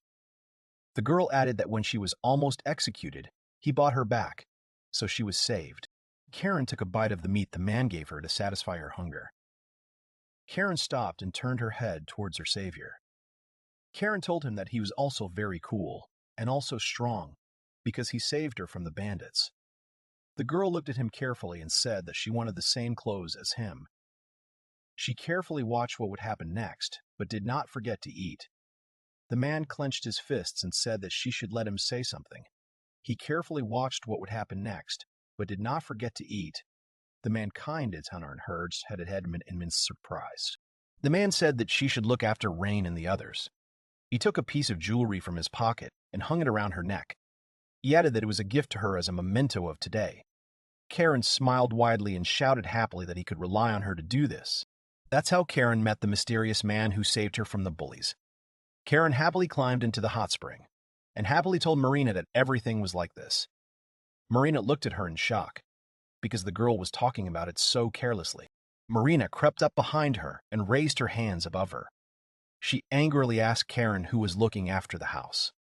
The girl did not expect to be scolded, so she rose from her seat in horror. Marina grabbed Karen by the leg and said angrily that Karen had left without asking when she should have stayed put. She had also caused a lot of trouble for the people. Marina added that it was time for her to receive her punishment for her hooliganism. She picked Karen up and threw her with all her might on the floor. Karen screamed loudly from her punishment. Meanwhile, the guard, whom Karen had left in charge, was approached by the chief's assistant and asked why he was working overtime today. The guard replied that he was looking after the house. Lelina stood with the mysterious man who had saved Karen from the bandits. The girl asked him with interest that he was completely sure of his decision. Lelina came closer to him and said what he wanted to do. Reina and others as vessels for heroes. The man interrupted Lelina and loudly answered that they would be quite suitable. He added tiredly that they had to be ready. The man turned around and it was. He turned around and the man was Riligus, Rain's father. The time of the great disaster had arrived. The rebirth of the demonic dragon. Lelina came home in the evening. Marina asked who would sleep next to Rain. Lelina looked at her angrily and said tiredly that it was a good question. It was impossible to sleep next to him. Marina suggested that she and Lelina lie down on either side of Rain and hug him. Marina said that she thought that if they lied down like that, everything would work out. Lelina shouted loudly with a smile that Marina had suggested a very good idea. The girl answered that she really hoped that they would be able to get a good night's sleep. Rain returned to the room, and Marina and Lelina were sleeping together. He looked at them tiredly and thought that after all, nothing had worked out. Their plan had completely failed. A new day came, and Lelina fed Karen. The girl shouted that she was grateful for the food. Karen went to the bedroom to rest after eating. Karen lay down on her bed and said that she had eaten too much, but she felt so good lying on her bed now. Lelina looked at her and angrily replied that this was not the way to behave. Lelina said tiredly that if Karen were to lie around like that after eating, she would become a cow. The girl mockingly told Lelina that this was her personal experience. Rain and Marina, as well as Karen, were in the academy hall. Miyu read his speech loudly so that everyone could hear it. Many people were looking at him. Miyu said that even if their goal was far away, they would spend their spring of youth usefully, filling it with meaning. This day was the beginning of a new life. They should spend it with friends. The guy continued to say loudly that they should not be embarrassed by anything, namely the name of the third Archduke of Griffinbell. All the students loudly said that they thanked him for his guidance. Rain started snoring loudly. Miyu started to walk down the steps but stopped near the heroes. He looked at Rain in shock. Miyu said that Rain Curtis was just awful. Miyu looked again at Rain, who was not only sleeping but also drooling in his sleep.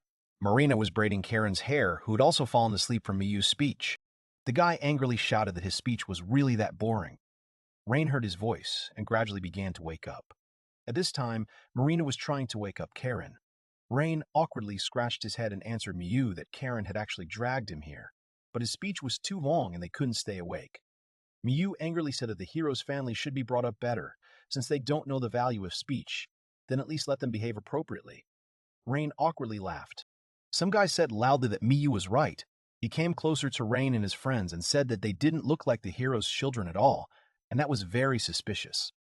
He started to come even closer. The guy angrily said that if you think about it, magic looked no less suspicious anyway. Maybe they were hiding something. Rain felt hurt by the words that he was bad at magic. Reincarnated, Abandoned, he hated Shitake, was with Marina every day, ate Karen's pern. Abandoned, he hated Shitake, was with Marina every day, The guy asked Miyu why he didn't think so. Miyu got nervous and started shouting that no, he didn't have any secrets. Religious entered the room and put his hand on the guy's shoulder. He told him to stop bothering them. They had their own secrets, like wanting to go to a monastery. Miyu stood up abruptly and thought in surprise that this was really happening. Rain looked at Religious in shock and asked him in surprise what he was doing here. The man asked if it wasn't obvious why he was here now. Karen jumped and hugged him tightly. She screamed loudly that the old man had come to meet Karen. Religious moaned in pain as Karen hugged him. He said tiredly that she was as energetic and cheerful as always. Rain looked at this picture in surprise and asked his father why she called him an old man. Religious awkwardly answered that he had returned to the city. He had met her by chance and helped her, and that was how he had become an old man. Rain decided not to focus on Karen and asked him why he had come to the academy. Religious looked at the crowd of students who were whispering and watching them attentively. The man exhaled and said that attracted attention themselves. He would like to say something. The man turned to the students and said loudly that his name was Religious Curtis. From this day forward, I am the acting director of the academy. He thinks that everyone already knows that his son got in this year. Karen climbed on his neck and constantly tried to pull out a clump of hair that was sticking out of his hairdo. Religious ignored her and let her do what she wanted. Religious continued to say that. However, his son was a student like all the others. He had no intention of giving him any leeway. Religious looked at everyone carefully. He said that only the most talented were gathered in this academy. He is sure that everyone's talent will turn into a force capable of saving their world. He was silent for a few minutes. Suddenly, he shouted loudly that they should become heroes together. Karen joyfully raised her hands and began waving them. Religious's speech amazed everyone, and now every student began to applaud him. All the students suddenly stood up from their seats and shouted loudly along with Religious. The man also supported them with a shout so that they would see that he was with them. Religious stepped aside a bit and approached his son. He hit him lightly on the head and said that it was not right to fall asleep in the middle of a speech. Karen began to climb down his cloak. Rain said that he apologized for that. Religious approached the boy who had bullied Rain. He sternly told him and Miyu that if they wanted to compete, they should do so through their studies. The man added that within the academy, it didn't matter where he came from. They had to get along with everyone. The boy said fearfully that he was asking for forgiveness. Miyu said angrily that he had dragged him into this too. Karen stood next to Religious and began waving her arms. She shouted with a smile that it was good. The man said with affection that she was very sweet and lovely. Religious smiled and said that the ceremony was now closed. Classes would begin tomorrow. Everyone could go back to their dorm rooms and start getting to know their friends. Rain, Marina, and Karen reached a tall building. Rain said in surprise that this was their dorm. Karen happily shouted that it was huge. The heroes approached the doors and began to begin in more closely. Rina replied that Miyu had run off to the dorm in a hurry. Karen was not paying attention to their conversation. She was interested in the huge building. She really wanted to go inside. Marina handed Rain the scroll and said that Miyu was interested in the huge building. She really wanted to go inside. Marina handed Rain the scroll and it said that Miyu was at front of here. He would curl field heaped up if the tabability of Rain was surprised to think that this was a real death threat. Marina said that she thought Karen wouldn't last a day. Rain looked at her in shock and said that they should discuss this inside. They opened the door and saw May. The girl happily said, "Welcome home." She came closer to them and said with a smile that she was appointed as the head of the dorm. Karen happily shouted that this is how it is. May shook and stuttered that she was so glad that she could look after Rain again. May burst into tears.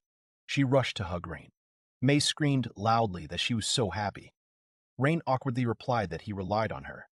Marina and Karen looked at the couple in surprise. May broke away from Rain and said that the girls' dorm was to the right of the stairs, and the boys' dorm was to the left.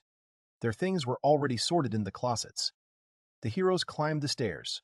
When it was time to part ways, Rain waved goodbye to Marina and Karen and said that they would see each other Rain and Mi's room. The guy said in surprise that this was a common room. He looked at the door and said that of course he wouldn't come in without knocking. It looked like he wouldn't last the day. Not Karen.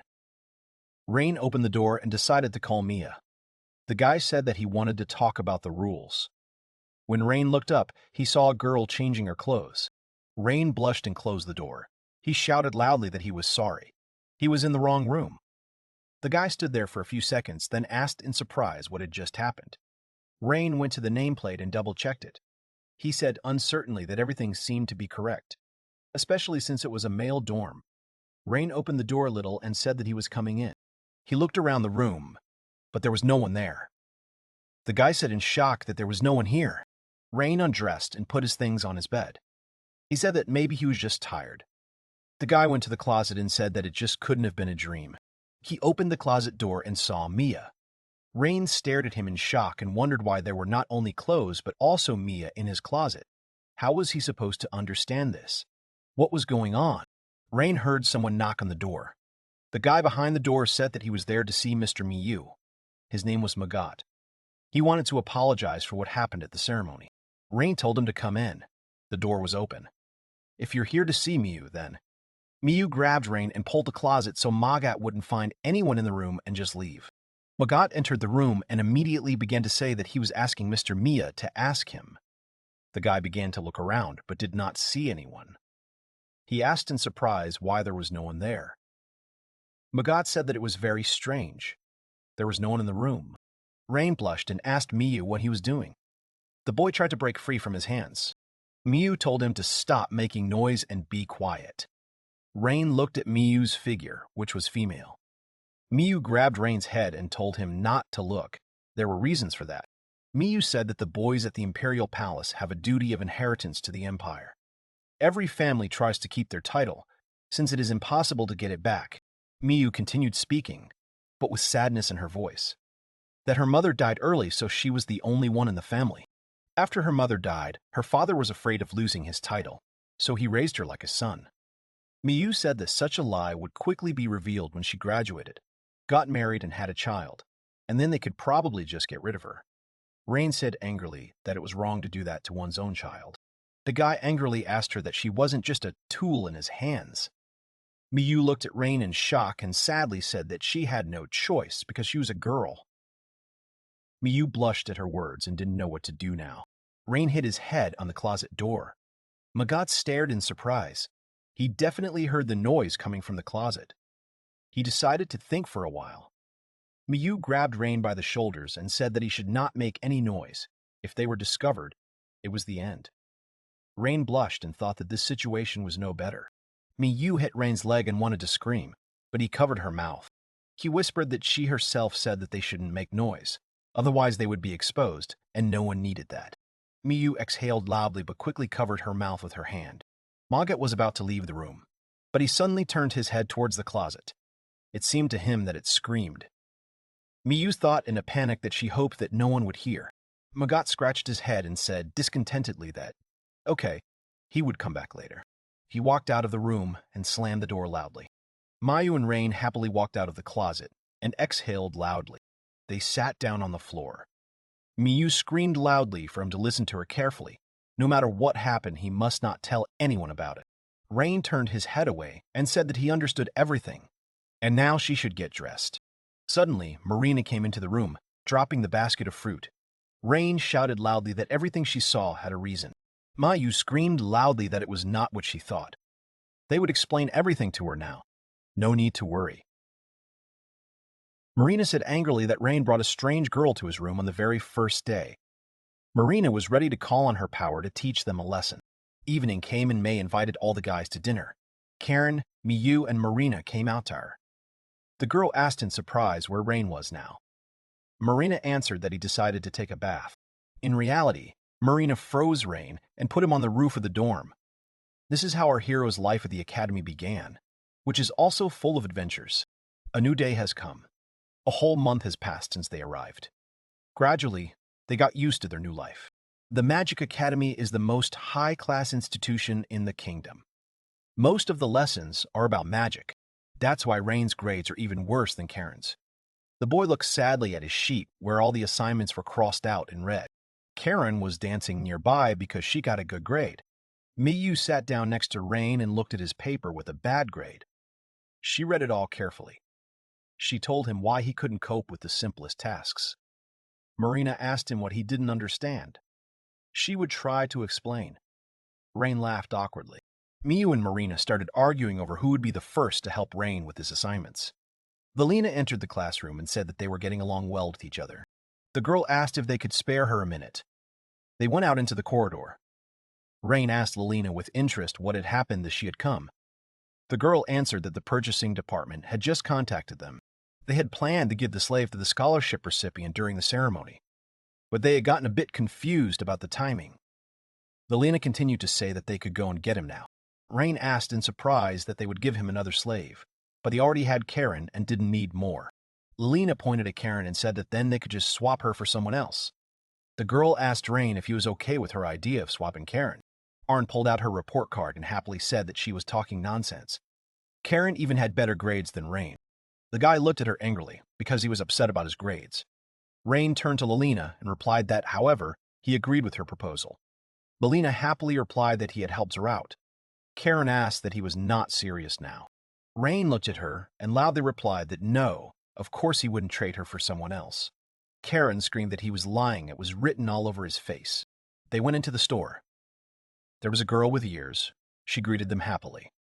The girl asked what they wanted to buy. They had everything they needed. Rain replied that Lelina had asked him to come in. The guy thought for a moment and added that she had told him to look at the slave. The girl jumped up and down happily. She shouted that they were the scholarship holders. They should have told her about it right away. The girl came to the room and said that all the slaves here were for sale. She added that touching and hurting was prohibited. Now they could come in and choose a slave. Rain and his friends entered the rooms and were looked at by dozens of slaves. The girl sat down on the bench and said with a smile that she would be here. If they needed anything, they should call her. Karen tugged at his jacket sleeve to get his attention. Rain turned to her and Karen walked up to the big man. Karen said that he was not bad. The man greeted Rain. The guy stared at Karen and the man in shock. Rain angrily asked Karen why he needed such a slave. The girl irritably replied that then let this slave be hers. The guy came closer to her and confidently told her to put him back in his place. Karen resisted and wanted him to choose the slave. Marina called Rain and said that there was one boy here. Rain tiredly said that he had enough slaves. Rain turned his head and saw a huge dog next to Marina. The girl took out a piece of paper and said that she had already signed the agreement, and the dog's name was Dantaro. Rain wondered if it wasn't just a pet. The guy came closer and said discontentedly that Marina had already given him a name. Karen happily said that the dog was very big. Maria told Rain that she had also given Mia a name when she made the agreement. Rain looked at Mia in surprise and asked if she had also already chosen a slave. Miyu replied that she didn't know how to say it correctly. Rather, she was forced. Miyu moved some of the clothes away from the girl she had chosen as her slave. There was a mark on the girl's body. Miyu said that this brand was their trademark. She looked at the saleswoman and asked if that was why they had to move the deadline. The girl looked away and awkwardly replied that she had no idea what she was talking about. She thought in horror that it was dangerous. If he found out about everything, it would be worse. The girl opened her lunch and began to eat. A dog came up to her, and it tried to drive it away. The girl thought that, in fact, the true purpose of their arrival was to test their observation skills. She continued to reason that among all of them, there is only one special one. Marina put her hand on the shoulder of one of the slave girls. She said that Rain should choose her. The guy asked with interest why did she really have incredible strength? Marina handed the girl to herself and told Rain that it was very nice to hug her. Rain answered tiredly that now everything was clear to him. He approached the slave and asked for forgiveness from Marina. Rain asked the girl her name. The girl shook with fear. She awkwardly replied that she didn't have a name. Usually, they called her you or hey. Rain saw the scars on her arms. The boy squatted down in front of her and smiled broadly. Rain asked her how she became a slave. The girl answered that she was abandoned as a child. The mother who picked her up worked for a construction company. She had no opportunity to do hard work. The girl continued to say that she also did not know the magic suitable for this work. She bought another slave cheaply, eventually selling her as unnecessary. The girl squeezed her hand tightly and quietly said that she was still an orphan. Rain asked with interest what Shiro meant. Her hair is indeed white, but why did she say that? Mahou said that she is from a lower race. They say that such people are extremely weak and have no abilities, and white hair and skin are distinctive marks. She sighed sadly. Rain smiled and said that it was just because of that. The girl looked at his happy face in shock. Rain exhaled and said that, to tell the truth, he had been abandoned too. The guy added that one rainy day, his father picked him up in the mountains. The fact that he became a scholarship recipient is due to the fact that he was raised by him, and he does not stand out at all because of his background. Rain asked if it was possible to say that about her. Speaking about the lower races, he was thinking about something else. He took the girl by the hand and asked if it was possible to get such injuries without trying. The girl sadly replied that she was asking for forgiveness. The scars were just repulsive. Rain said that she thought so. But he really liked it, because these were her hands. The girl blushed and awkwardly said that she was very grateful to him for these words. Miyu asked Rain that he wasn't going to take her. That would be very stupid. Miyu said that not only were there rumors going around about him being abandoned. Rain replied that it wasn't a rumor at all. His name was Rain, because his father had picked him up on a rainy day. Rain added that it wasn't that they were trying to hide it. They just didn't talk about it often. The guy turned his head towards the slave and awkwardly said that before the agreement, he still had enough slaves. Maria said so, that he would look at her. She stroked the girl and said that she had very smooth skin. Rain would not regret if he took her to himself. Everything would be fine. Rain closed his eyes and screamed for Marina to stop touching her. He accidentally stepped on the vendor's mayonnaise. The girl screamed angrily that he had ruined her product. Mayonnaise got on the slave. The dog noticed it and ran up to lick it. Rain screamed at Dantaro to stop. He can't lick her. It's not good. Rain wanted to help her but accidentally slipped and fell on the girl. He immediately got up, but the merchant noticed it. She said with a smile that after this, he simply had to sign the agreement. Rain asked in surprise, what? But he didn't. Marina and Miyu said that he should buy it. Karen happily said that that's why he got 1 point. Rain wanted to scream, but then he let out a tired breath. He said that it was fine. He would sign everything. The saleswoman joyfully shouted for them to come to her store again. Lilina and the merchant were sitting in the tavern. The girl said that she apologized for the inconvenience. The merchant replied that in the end he chose Shiro as planned. She asked Lilina with interest what the rush was about. The girl replied that he needed not only a Sairo, but someone he could teach. Teaching is knowledge, her father said. Lilina added with a smile that it was true that he should learn something himself now.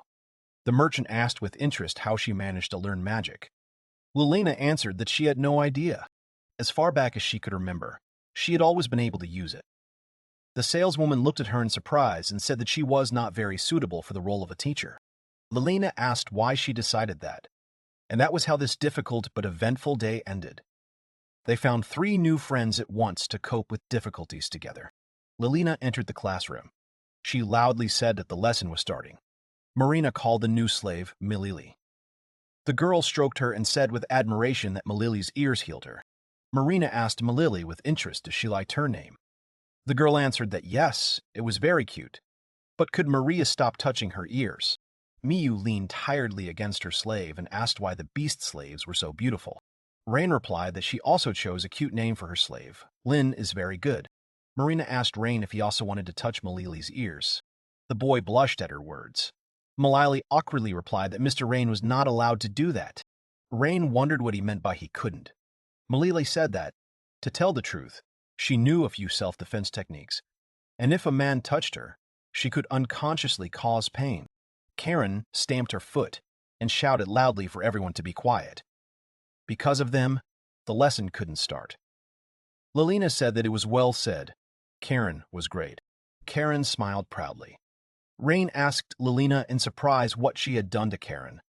Had she really bewitched her? The girl told Rain that they had simply promised each other something. Rain looked at Karen and asked what Lilina was talking about now. The girl happily replied that if she behaved quietly during the lesson, Lilina would give her money. Rain said that Lilina had simply bribed her. Karen patted Dantaro and told him that he should also be quiet.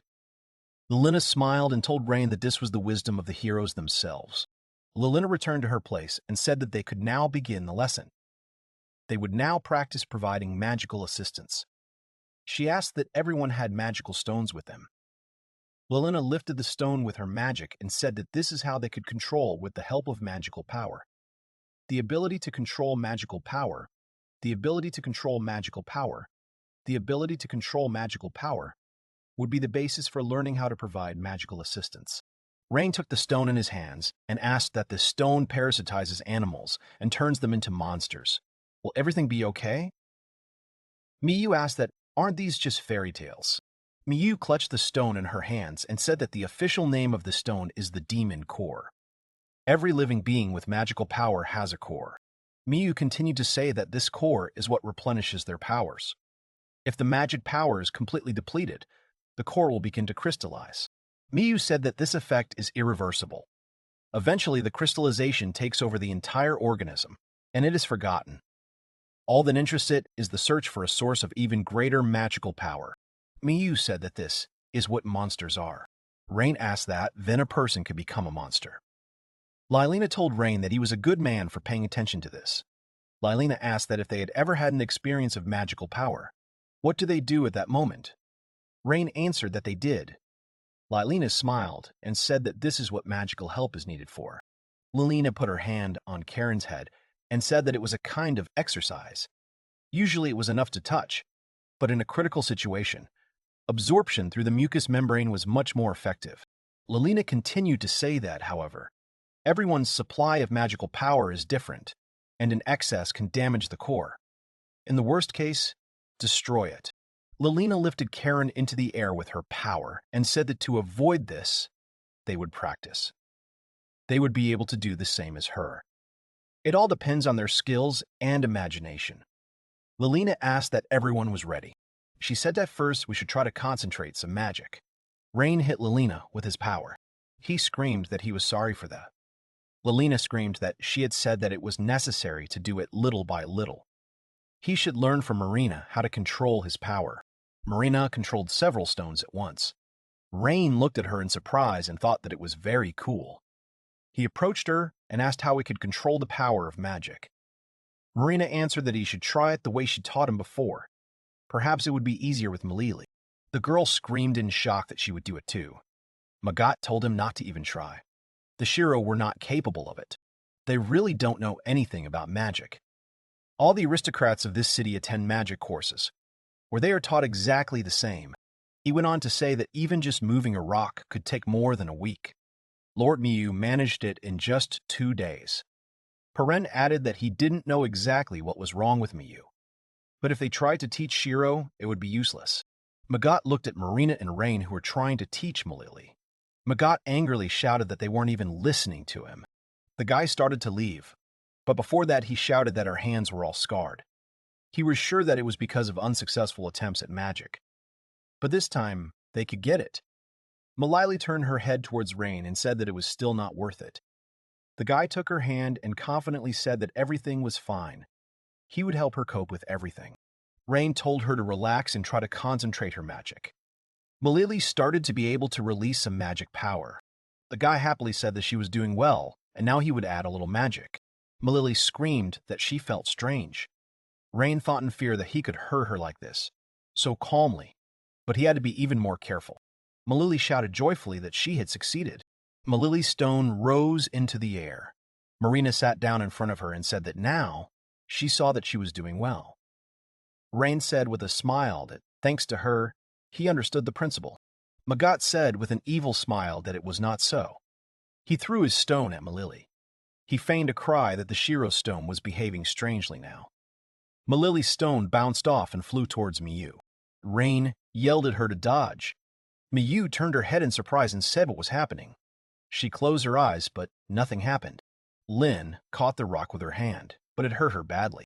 Lilina quickly ran up to them and asked the slave if she was okay. The girl replied that she was. Lin said that everything was fine with the gentleman. Lilina angrily shouted that she was asking her, let him show her his hands right now. The girl extended her hand. Lilina said that she had acted too rashly, but she would help now. Magat said angrily that because of the Shiro, 2 stones were pushed together, and that was too dangerous. Rain said angrily, that's it.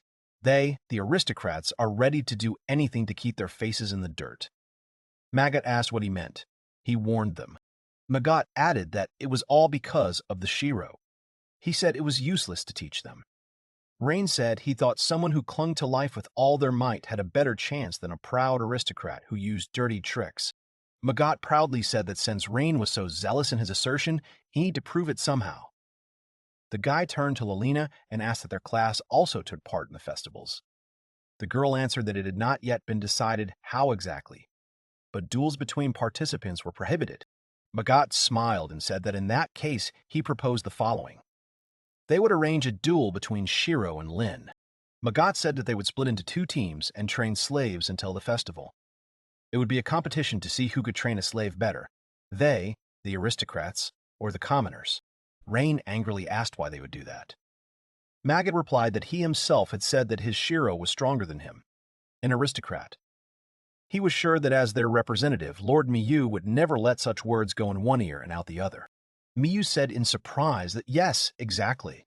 Magat said that there was something else. The losing side carries out any orders. The guy asked Miyu that he agreed. She asked if she could ask for anything. Miyu thought that Lin definitely couldn't lose to Malili. If they won, then Rain would do whatever she asked. Rain asked Marina what Miyu was thinking about.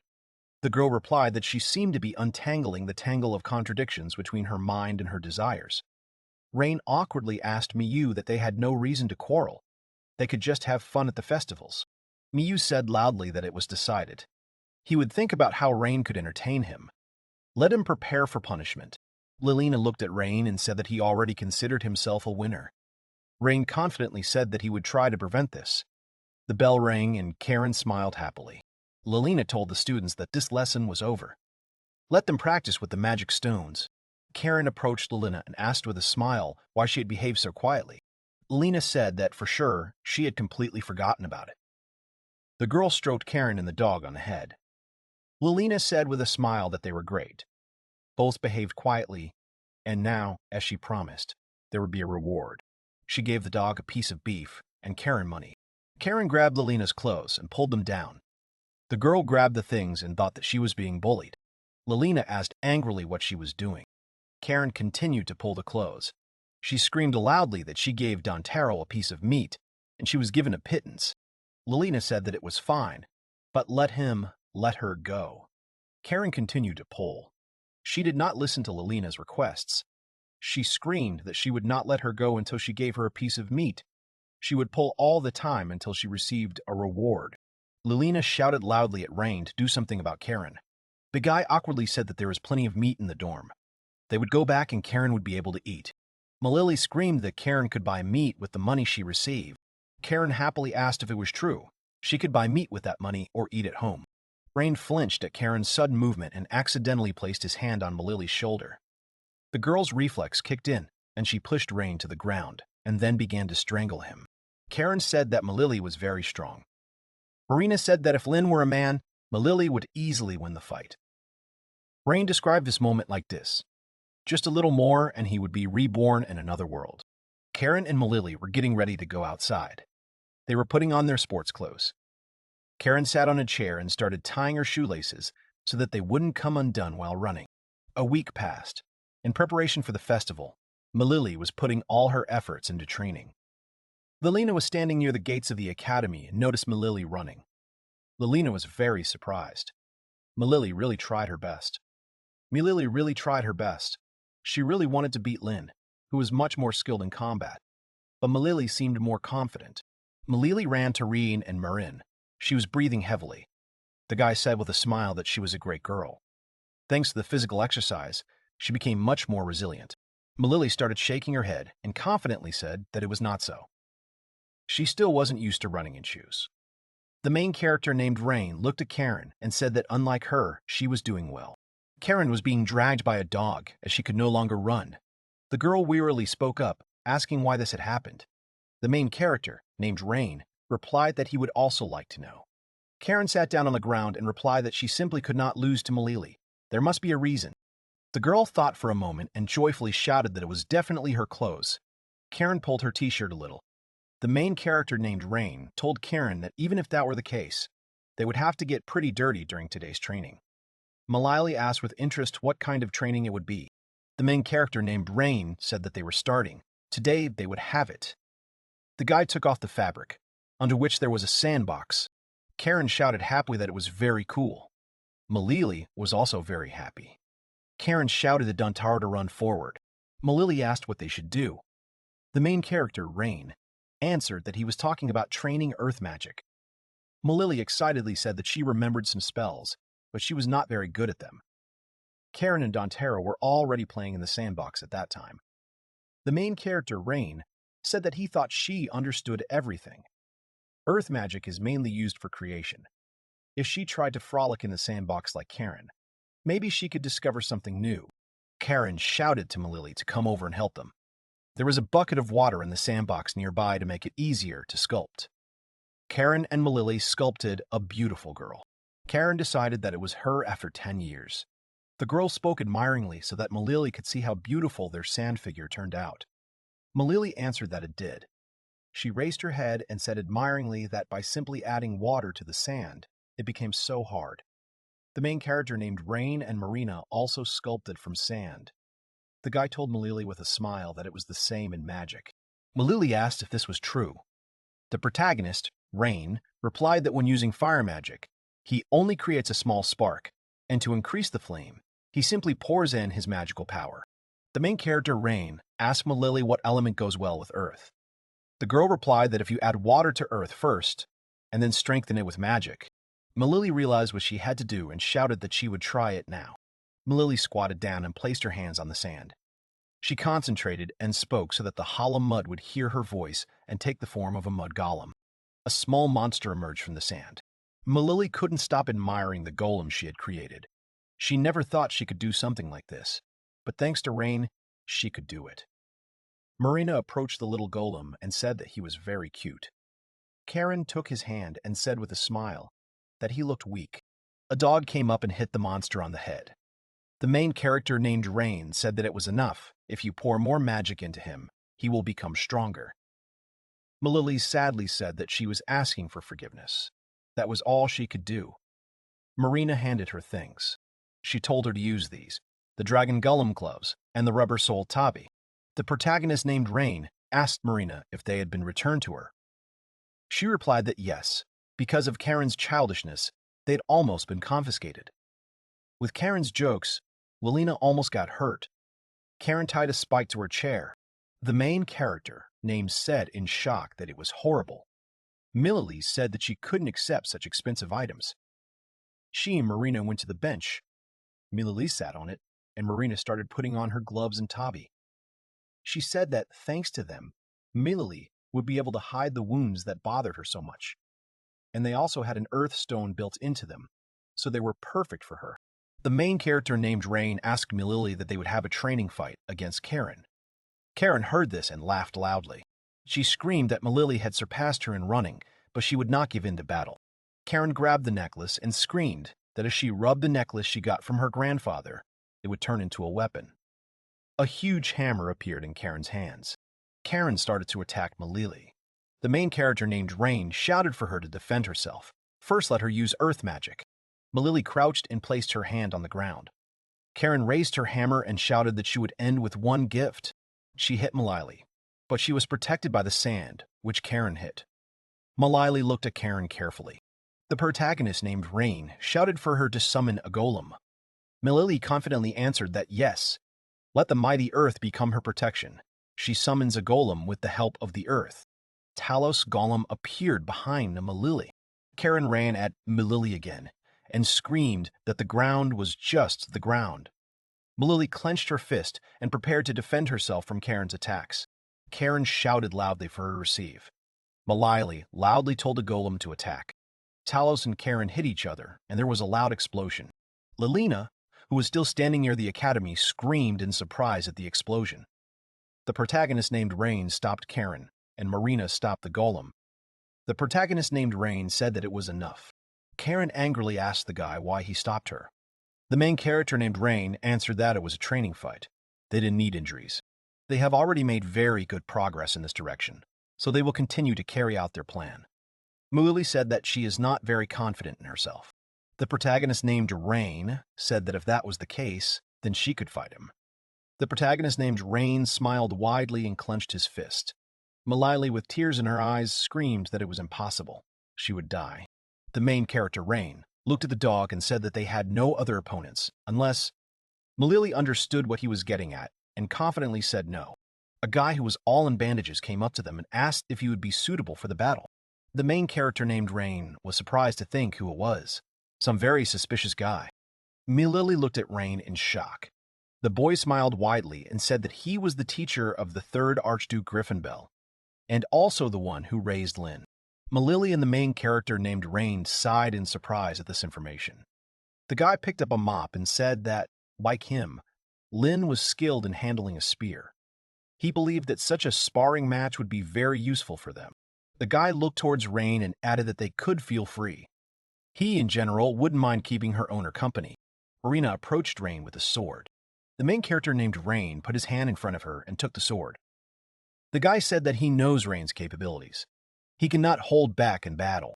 The main character named Rain confidently said that in that case, with his permission, he would fight at full strength. The main character named Rain quickly began to attack, but the guy skillfully dodged. The main character named Rain tried to attack again, but this time the guy dodged Rain's blow, which he put all his strength into. The boy took the sword with a smile and shouted that it was his turn. It was Rain's turn to dodge, which he did successfully. The guy thought that he expected this from the hero's vessel. It wouldn't hit the Rhine like that. He continued to reason that the distance needed to be increased. Lilina came and stopped the fight. She grabbed the mop that the teacher was using to fight Rain. She looked at him angrily. Lilina hit him in the face with all her might. She screamed angrily that he had told her at the front door. She had been waiting for him for a very long time. The guy wheezed that he had woken up too late. Lilina asked Rain and Marina what had disturbed them. A guy asked with interest who he was. The teacher stood up and answered with a smile that his name was Necro. He was Lilina's future husband. Lilina started to beat him and screamed that even though he was a hero, she would never agree to that. Necro said that he loved her. The main character named Rain and Marina looked at them in surprise. The main character named Rain and Marina looked at them in surprise. The main character named Rain asked in shock that he was actually a hero. Necro and Lilina came to Religious' office. The guy sat down on a chair, and a skeleton appeared next to him. Belina stood near Religious' desk. Religious told Necro that they hadn't seen each other for a long time. The strongest necromancer and one of the 7 heroes, the immortal king, Necro Cloud. The guy looked at Religious carefully. He said he was glad he was in good health. Necro asked that he understood why he had to come to the academy. Religious said he came here because of the festival. Necro said that his behavior was somewhat different from what was planned. Lin was to become the hero's handmaiden. Religious took out a scroll and spread it on the table. It said that the emperor had ordered the festival location to be changed to Ryugijo National Plaza. The third archduke is ordered to personally invite all the academy graduates and expel all those not involved. Religious told Necro that by personal order of the emperor, the location of the festival has been changed. It will be held at the Ryugijo National Square. Necro said that everything is clear. He added that it means that they just laughed at him. Necro angrily clutched the scroll. Religious said that he had already realized that on the same day that the Devil Dragon appeared, the 7 heroes would gather in the same place. The slave trader was preparing her papers. She was preparing for an important job. She couldn't let anyone down. After all, she was being appointed to a very important role. The day of the festival arrived. Everyone gathered in the arena to see the show. The host shouted loudly that the main event of the Raybolt Magic Academy was about to begin. He paused and shouted loudly again that it was time for the slave battle. The host was a trader from a slave shop. Karen and a dog were sitting with her. She said loudly that today they would be broadcasting as a threesome. She, Arashi, Karen, and Dontero would be covering all the events for the viewers. So, it was time for the scholarship students to bring out their slaves. Malili, the main character named Rain, Melina, entered the arena. Lilina entered the arena, and on the opposite side stood Miyu, Lin, and Necro. Arashi said that the Shiro with great potential was chosen by the heroes themselves, and her name was Malili. She continued to say that the strongest slave in history was raised by the Griffin Bell family, Lin. Arashi shouted loudly that the battle was between the aristocracy and the commoners, with the honor of the families at stake. She asked the audience who would win today. Karen and Dontaro were more interested in the food than the show. The main character named Rain said that they were actually aristocrats too. The main character named Rain asked Marina why things turned out like this. The girl turned towards Miyu and said that it was because Miyu had lost to her desires. Miyu angrily screamed that it was not Marina who should talk about this now. Necro came up to them and said that they should calm down. They should show respect and not quarrel. The slaves are fighting, not them. Marina and Miyu butted heads and were about to start fighting. Necro put his hand on Miyu's shoulder and said that, moreover, the Griffin Bell family had nothing to do with this. He went on to say that there was probably someone speculating behind the scenes, but they wouldn't let them let things go as planned. Heroes came to watch this battle. It was the magnificent Duke Tia Gurm, Gurm's eldest daughter Loput Gurm, the maid Tirth, and the great Duke Jade Generos. Tia looked at Rain and said that this was the heir of Religious.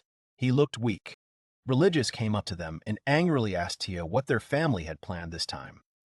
Loput angrily shouted at him that he didn't dare talk to her father in such a tone. The girl angrily added that it would be fine if he were addressing Jade, whose intentions are always impure and insidious. But he was saying this to her father, who would never hide anything. Tirth told Loput uncertainly that she thought differently. In fact, Jade always exudes a solid lie. Jade sadly asked what he did to them that they treat him like that. Jade stood up from his seat and said that it was because he was using the power of lies. He asked that the decree was signed for the sake of the tournament being held safely, wasn't it? Jade raised his hand and shouted for the barrier of contradictions to open. The entire field was lit up with a bright light. Religious said that this barrier was also used in the decisive battle against the dragon. Jade smiled broadly and said that this way none of the spectators would be harmed. They were protected even from outside attacks. Arashi shouted loudly that all the preparations were complete. Jade sat down in his chair and happily said that they could now enjoy the show. Religious thought excitedly that maybe he was nervous for nothing. It would be good if nothing happened. Arashi shouted loudly that she was declaring the slave battle open. Malili jumped away from Lin so she couldn't hit her. Lin looked at her carefully and said that she didn't need to worry, she wasn't going to drag out the fight. Lin took out her spear and assumed a fighting stance. She told Malili that she would finish her with one blow. The girl started running towards Malili to attack. Arashi said loudly that Lin was going to finish everything with one blow. Would the whole battle really end with that? Lin was already a few centimeters away from Malili. Lin hit her in the stomach with all her might. Malili was thrown back several meters. Arashi screamed in shock that Lin had made a direct hit. She really had decided to finish it all off with one blow. Suddenly, Lin screamed loudly. She fell to her knees and clutched her chest. She asked in surprise what had just happened. Malili landed safely and looked full of energy. Arashi asked what happened. She did not understand why Lin was kneeling. The girl remembered that Malili counterattacked her during the attack. It was a precise move. Malili read it and struck. Malili poured water on the sand and confidently said that she was a coward. But the main character named Rain changed her. For the sake of the master, she must overcome her and bring victory. Several small golems appeared in front of Malili. Urushi screamed in shock that Malili was claiming victory this time. The cheers of the commoners echoed throughout the arena. At this time, Karen and Dontaro were fighting over a piece of meat. They didn't care what was happening in the arena. The main goal for them was to get more food. Lin took a stance and put her hand on her chest. She told Malili that let it be as she wanted. She was changing her priority now. Lin loudly hit the ground with her spear. Lin ran up to the surprised Malili and screamed that she was now her enemy. The girl raised her leg and leaned on the spear to strike Malili, but she managed to dodge. Lin hit the golem that was sitting on Malili's head. It flew off with a loud bang. Malili didn't expect it. She was very surprised by Lin's abrupt action. Malili looked at the golem that had shattered into small pieces. One of her golems had just been insignificant. She hadn't even had time to do anything. Malili thought in horror that she couldn't keep up. Lin was too fast for her eyes. If the golem hadn't protected her just now, she might have already lost. Malili was too distracted by her thoughts to notice that Lin had started attacking again. She grabbed her spear and struck Malili in the chest. The blow was so strong that Malili was thrown several meters above the ground. The golem at her feet was also injured. Lin hit both Malili and him at the same time, which no one expected. She was already confident of her victory over Malili in this duel. Lin hit Malili with her spear several more times, but this time she was able to dodge Lin's onslaught, which became merciless towards her, which made the situation worse. Lin clenched her fingers into a fist and pointed it at Malili. She made a frightening face and confidently told Malil that this was a gesturm. Malili stomily based them make that the deving tack kill the bullet. Malili flew into the wall of the arena. All the sand rose into the air and covered the entire battlefield so that nothing could be seen. The people in the stands screamed in surprise because they did not expect this. The main character named Rain and Marina were watching the battle in a specially designated place. Marina screamed loudly that Malili was in trouble. She already wanted to go to her and make sure that she was okay. The main character named Rain put his hand on Marina's shoulder, indicating that she should not do anything. He returned his gaze from Marina to the battlefield. He comped heal at a mind right to meets.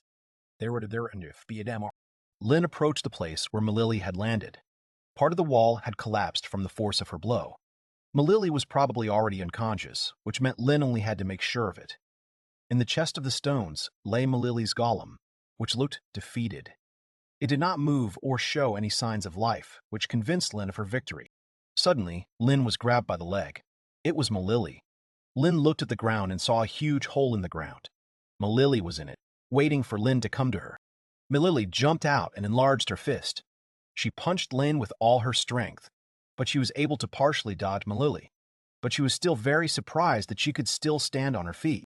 Malili had managed to hit Lin after all. She had torn part of her clothes on her chest. Now Lin was a little bit naked. She was very angry with Lin because she had already thought that she had won. Arashi screamed in shock that there was a powerful counterattack from Malili. The battle continues. Lin didn't expect such persistence from Malili and jerked in surprise. Malili thought angrily, no matter what you do, it's all useless. She's a simple shiro, whom no one believes in. Malili approached Lin. She thought irritatingly that before she would have said that and then given up, not even fighting and giving herself a chance to win. The girl continued to reason that Mr. Main character named Rain said that he liked these arms that were covered with scars from bullying and training to become stronger. Malili began to quickly strike Lin. She hit with all her strength just to win. She never wanted to win as much as she did today. She had to defeat Lin. The stone on Malili's gloves almost shattered.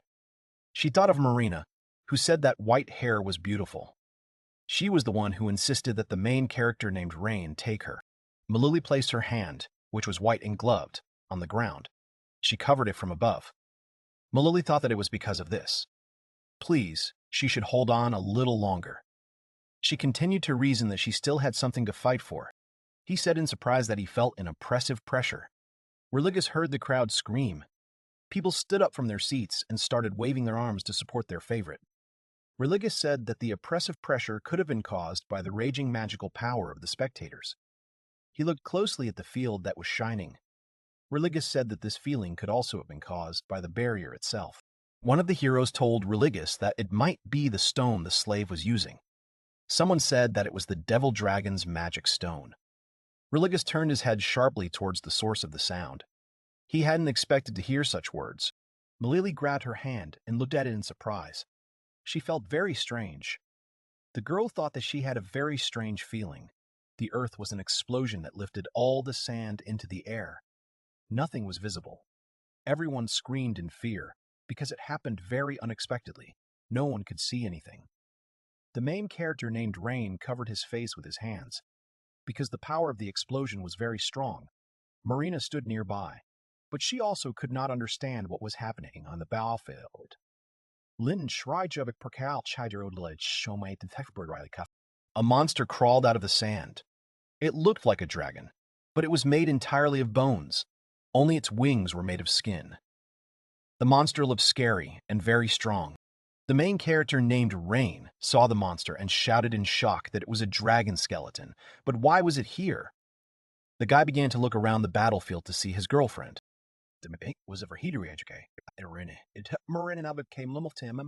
Reamed up to him, and while he was in her arms, the girl immediately after all bridged Perinen Kutrilik horrid not by the train to train and nailed and mailed to check the French tower my marina renina made of a livative beholdive sketch kama relata cat my made for him.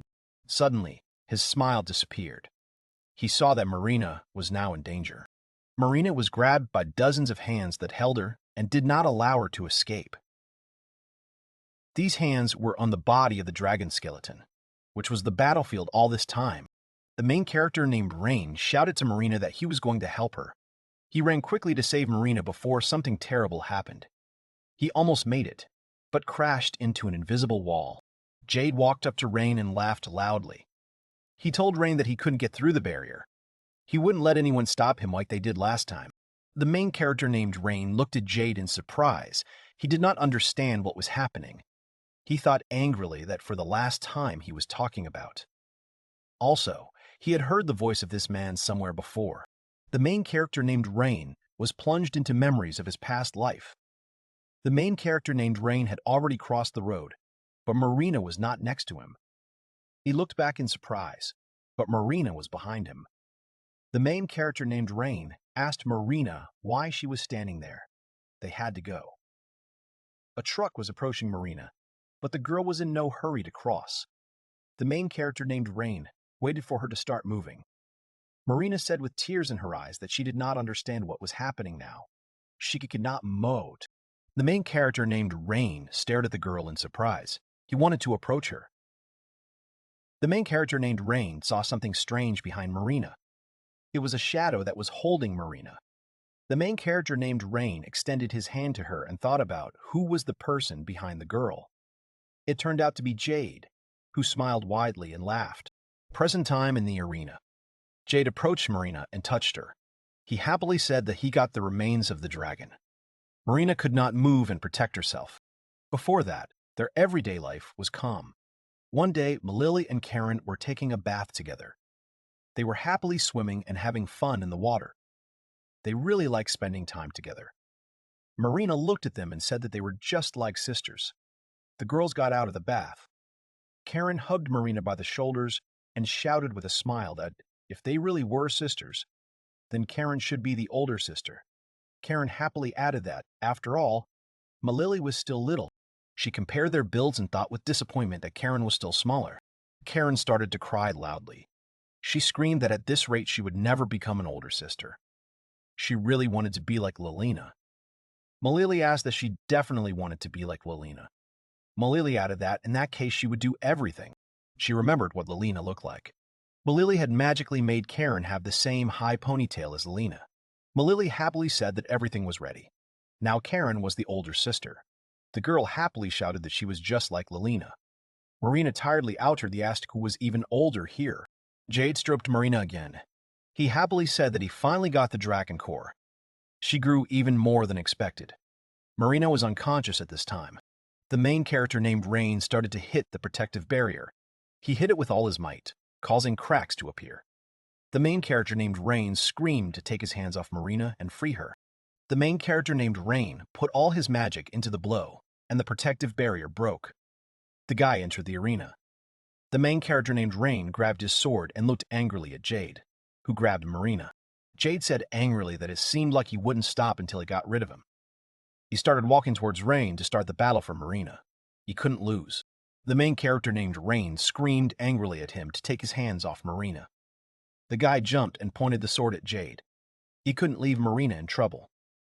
The main character named Rain had to protect her. The main character named Rain almost hit Jade's neck, but the sword was intercepted by Tirtha's hand. She was sitting on the guy's shoulder.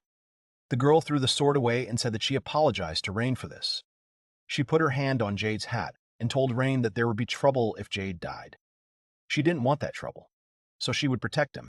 The main character named Rain looked at the couple with anger. He couldn't understand why they needed Marina, but he wouldn't give her to anyone.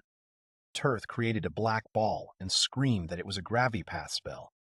She continued to sit on Jade's shoulder. The man smiled evilly and looked towards Rain. He couldn't wait for the guy to lose. Rain was pinned to the ground. He couldn't move. He said angrily that none of the 7 heroes would do such a thing. Tia and Lopa came up to Jade and Tirth. They stood next to their allies. Jade laughingly asked Rain if he still considered them heroes. He added that he was a real simpleton, but that was typical of Religus, and therefore his son. Jade happily said that they are the ones who control this world from behind the scenes. They are the ones who are forbidden to talk about. They are the real demons. Jade, Tirth, Tia, and Loput are demons, but not heroes. The main character, Rain, said in disbelief that this was nonsense. No one had ever managed to survive the transformation. Jade looked sadly at Tia and Loput, and said that he wasn't surprised that this is what they were taught at the academy. Jade said that the normal body is unable to withstand it and crystallizes. The person loses consciousness and becomes a real monster. Jade continued to say that people whose transformation has begun are locked in an underground dungeon and simply await their death. But this is not a place to quietly await death. The man went on to explain that after hundreds of years, the kingdom of darkness had come to an end. This happened to Jade, but his transformation was successful, and he was able to be reborn. Jade smiled evilly and told Rain that unlike any other race, they had a stronger body, more mana, and live longer, which is why they should rule the surface. The man said that here they were not expecting the simplest opponents, but heroes. Their mana, of course, is not infinite, but its reserves are huge. These heroes are Lilina, Religus, and Necro. Jade said that at this time the idea to create a weapon was born. The dragon roared loudly, and the people who tried to escape began to turn into crystals. The protagonist named Rain shouted in shock that and the secret weapon, it turns people into crystals. At this time, Religus sat down on the ground and could not do anything. He felt very weak. Jade happily said that the dragon continued to endlessly draw mana from those around him. The carrier of the dragon core had to be forcibly converted, and the heroes would continue to lose strength. 2 birds with 1 stone. The man continued to say that, however, she turned out to be a marriage. The king's core was too weak.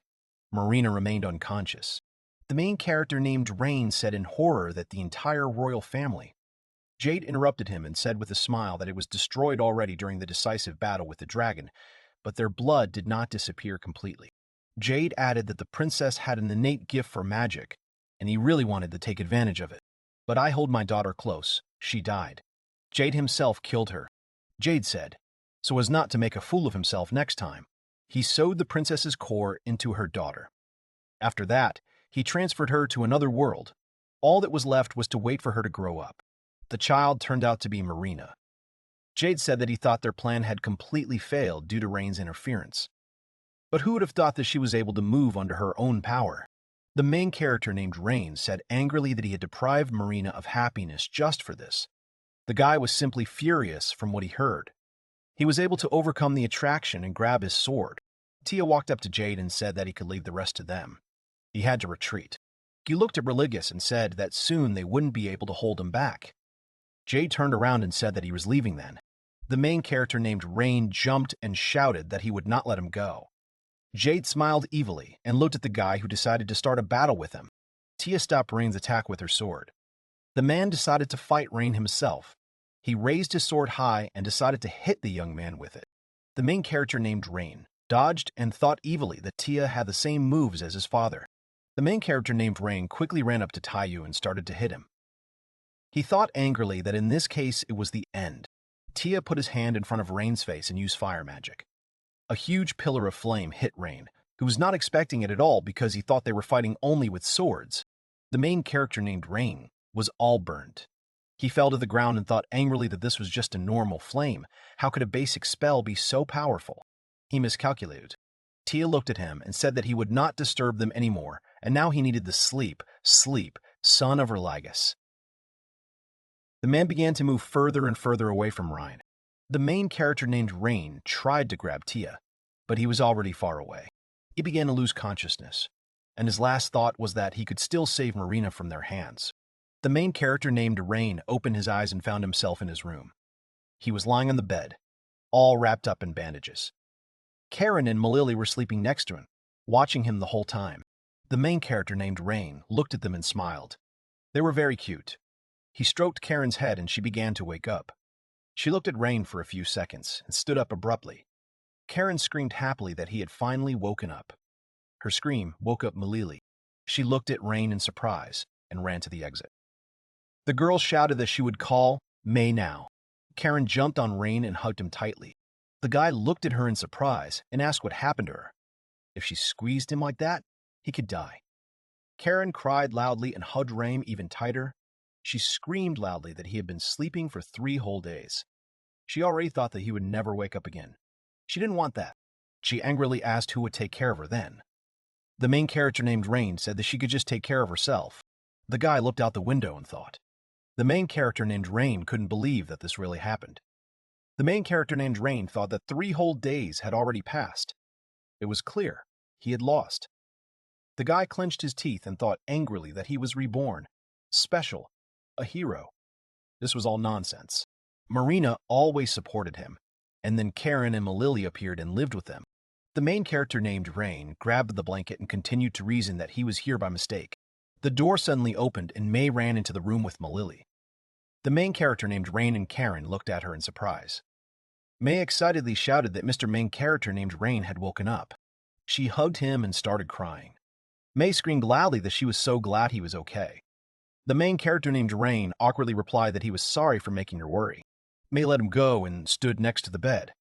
The main character named Rain stood up and said that he was told that 3 whole days had passed. The guy asked the girl with interest what was going on with the festival in the city. May replied wearily that the dragon's remains had literally engulfed the entire arena. She had heard that it hadn't ended there. The corrosion had spread all the way to the capital. The damage from that was simply colossal. May continued to tell that at the moment, Mr. Necro has prevented the spread with the help of necromancy, and Lelina is treating and supporting the victims from the nearby lands. The girl also added that, on their father's orders, Miyu and Lin returned to the mansion, and also, regarding Mr. Religious, the main character named Rain interrupted May and stood up abruptly from the bed. He walked up to her and said that he was grateful to her. He wanted to ask his father something in person, but he had to go save Marina. May looked at him in shock. She screamed loudly that he couldn't do it. May walked up to him and put her hands on his shoulders. She said loudly that because of everything that had happened, the city was in complete chaos. She added that there was no telling what might happen if he went outside. The main character named Rain confidently said that he was going there anyway. He was the son of the hero, namely, Religious. May looked at him attentively for a few seconds, but then said that it was okay. She would prepare his clothes so that he could go outside and go look for Marina. The main character named Rain put on his clothes and went out to May. He looked at them carefully and hesitantly said these were his father's things. He was wearing armor and a cloak. May smiled widely and told Rain that she had had it tailored to fit him. It might be a little worn, but in a decisive battle, the armor was an indispensable piece of equipment. Karen, Malili, and Dantaro's dog walked up to Rain. Karen smiled widely and shouted happily that they were ready. The main character, named Rain, asked them to come to her. Karen asked him with interest what he wanted. Malili was all attention. The main character named Rain stroked Karen and Malili on the head. Both girls smiled happily. They really liked Rain's actions. The main character named Rain smiled widely and said that he was very grateful to them. But it was too dangerous there, so they needed to stay home. May, Malili, and Karen went outside to see Rain off. Karen waved to Rain and shouted for him to come back quickly. The main character named Rain waved back and loudly replied that he would be back soon, but with Marina. The main character named Rain walked a few meters. He was noticed by several guys who threw a rock at him and hit him right in the head. The main character named Rain screamed in pain. He did not expect the blow. One of the guys angrily asked Rain where he was going to go now. Was the traitor really going to escape? Karen noticed this and ran at the guys who had offended Rain. She angrily screamed that she would give them what for. The main character named Rain spoke loudly for her to stop. The girl did not expect that the main character named Rain would order her to stay, but she still listened to him. The main character named Rain smiled at her to calm her down. Karen looked at him and started crying. Malili looked at her worriedly. The students of the academy started throwing rocks at Rain. They shouted that he was not a hero, it was all a lie. He would be hanging out with the demon again. He had to get out of the city. The main character named Rain put a hood on his head to protect his head from blows. May told Malili and Karen that on the day of the decisive battle, she also watched Mr. Religious. Karen and Malili listened to May with tears in their eyes. She continued to say that, accepting the words of encouragement and hope from the villagers. May smiled widely, remembering the time when Religious, Lilina, and Necro were sent to battle. May said that he and his comrades were heading to the battle site. May said sadly that no one could have imagined that the next hero, who inherited the will and aspirations of his father, going into the arms of death itself, would be seen off with cries of betrayal, with stones thrown at him. The main character named Rain looked angrily ahead and said that Marina should definitely wait for him. He would definitely save her. The main character named Rain was confident in his victory. He would not allow anything to happen to Marina. The main character named Rain walked along a dark corridor. The guy constantly had to destroy the monsters that live in these walls. He angrily said that there was no end to them. They were constantly coming. The main character named Rain evilly destroyed an evil monster that was completely covered in crystals. There were dozens of other monster eyes looking at him, wanting to kill Rain. The main character named Rain looked closely at the monsters that began to surround him. The guy felt a monster attacking from behind. The main character named Rain turned around sharply and shouted that he was calling a magic blade. The main character, Rain, cut the monster in half with a lightning cutter. The boy thought wearily that more mana was being spent than expected. In that case, he might lose in a real battle. The main character named Rain continued to reason that, having foreseen this, Necro gave him this pendant. Before the battle against the demons, the main character named Rain decided to go to Necro to ask him for advice. The main character named Rain approached him. Necro asked in surprise what he was doing there.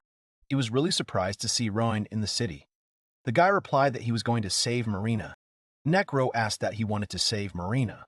The guy told Rain that he was asking for forgiveness, but he couldn't let him do it. The main character named Rain looked at him in surprise. Necro said that there are countless monsters in the underground dungeons. Among them are converted people.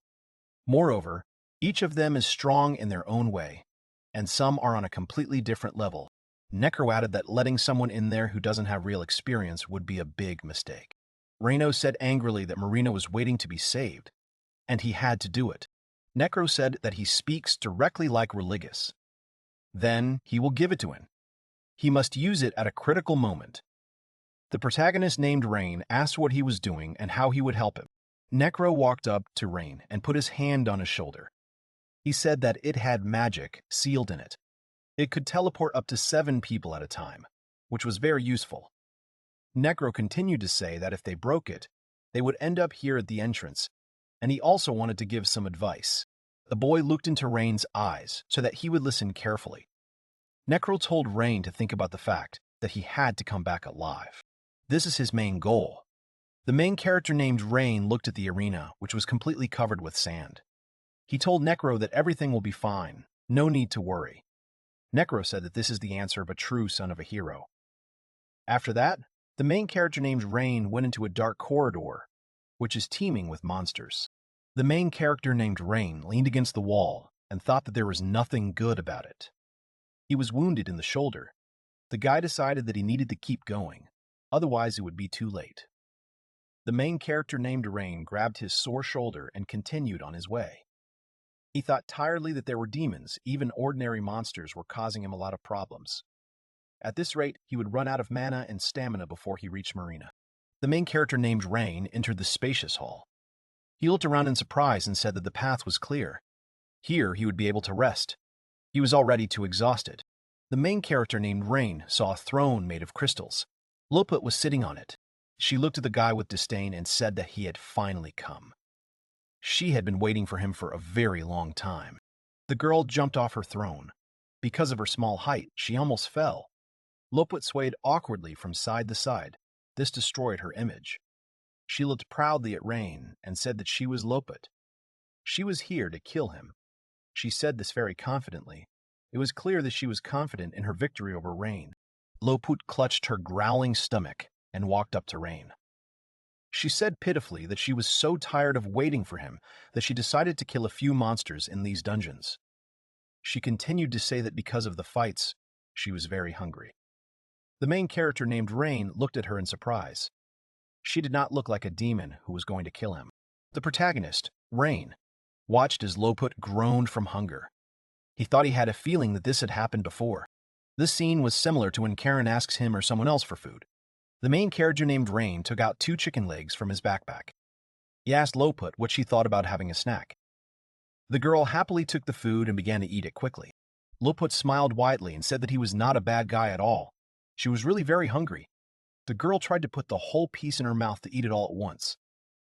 The main character named Rain was surprised to think that she really was exactly like Karen. He could not believe that there was a Karen likeness in the world. This shocked Rain very much. He did not need a second Karen. Loput continued to happily chew the meat that the protagonist named Rain gave her. She was really happy about it. The protagonist named Rain watched her for a while, but she was in no hurry to finish eating. The main character named Rain turned around and started to leave the room. He told her to eat there and not stop, and it was time for him to go forward. The guy hoped that he could pass without a fight. Loput suddenly ran up and grabbed Rain by the collar, but at the same time, she did not stop eating. The main character named Rain stopped in surprise. He had already thought that he could pass. The girl asked Rain that he did not think that he could bribe her with a piece of meat. The guy turned around and began waving his hands in front of Loput's face so that she would calm down a little. The main character named Rain shouted loudly that it was not at all. It was not that. She just got it all wrong. He couldn't point a sword at a girl. Loput listened to him attentively. She had eaten the entire meat and was just holding the bone in her hands. Loput smiled stupidly and asked what she meant. How? She smiled widely and stared at Rain. Loput said that he was right. She was really very nice, and nothing could be done about it. But he should know something. The girl made a very scary face to scare Rain. Loput looked at Rain angrily and said furiously that one could die if one underestimated her. She was really offended that the main character named Rain thought that she was very weak. The main character named Rain abruptly ran away from Loput. He did not expect that she could be so frightening. He thought angrily that the atmosphere in the room had become simply terrible. He would still have to fight. The main character named Rain looked at Loput, but she had disappeared. He stared in surprise in front of him. The girl had just told him that she would definitely kill him, and then she had disappeared. Loput had appeared behind Rain. She was about to kick him. The guy felt that something bad was happening, and he immediately turned toward Loput. He thought in shock that she had incredible speed. Loput hit Rain's hand. He dropped his sword. The blow to the girl was very strong. The main character named Rain grabbed his arm, which began to hurt terribly. He thought that she had hit his arm right. There was no hint that she could miss. Loput was too fast. The girl smiled widely and screamed that she had only just begun her fight. She decided to hit Rain with her fist this time, to definitely disable him and win. The main character, Rain, managed to dodge the fist at the last moment, but Loput wasn't going to give up. She tried to punch Rain in the head again. He anticipated it and dodged it with ease. Loput decided to kick this time, but the protagonist named Rain stopped her. The protagonist named Rain tried to block all the blows, but some still hit their mark. Loput was constantly moving. She didn't stop for a second. The protagonist named Rain thought angrily. This is how strong the demon is. She is too fast to resist. Loput put all her strength into the blow, but the main character named Rain did not expect a blow now, so he did not have time to group himself. The main character, Rain, was hit in the chest. It was too strong, and he was simply knocked off his feet.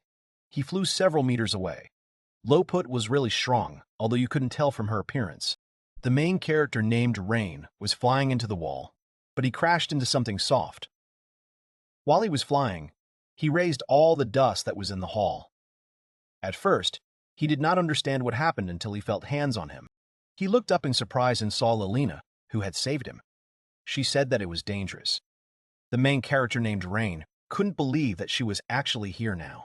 The main character named Rain jumped away from her and loudly asked what she was doing there. Lilina rose from the ground and replied that his comrades had asked her. The girl shook out her clothes and began to tell her story. Lilina said that when she was walking along the road there were a lot of traps. They had to split up. In fact, Karen activated these traps, but Lilina did not see her because of the darkness. The main character named Rain grabbed his wounded hand. He told Lilina with a pain in his head that in this case they should find them. The girl ran up to him and did not let him get up. Lilina said that he needed to regain his strength.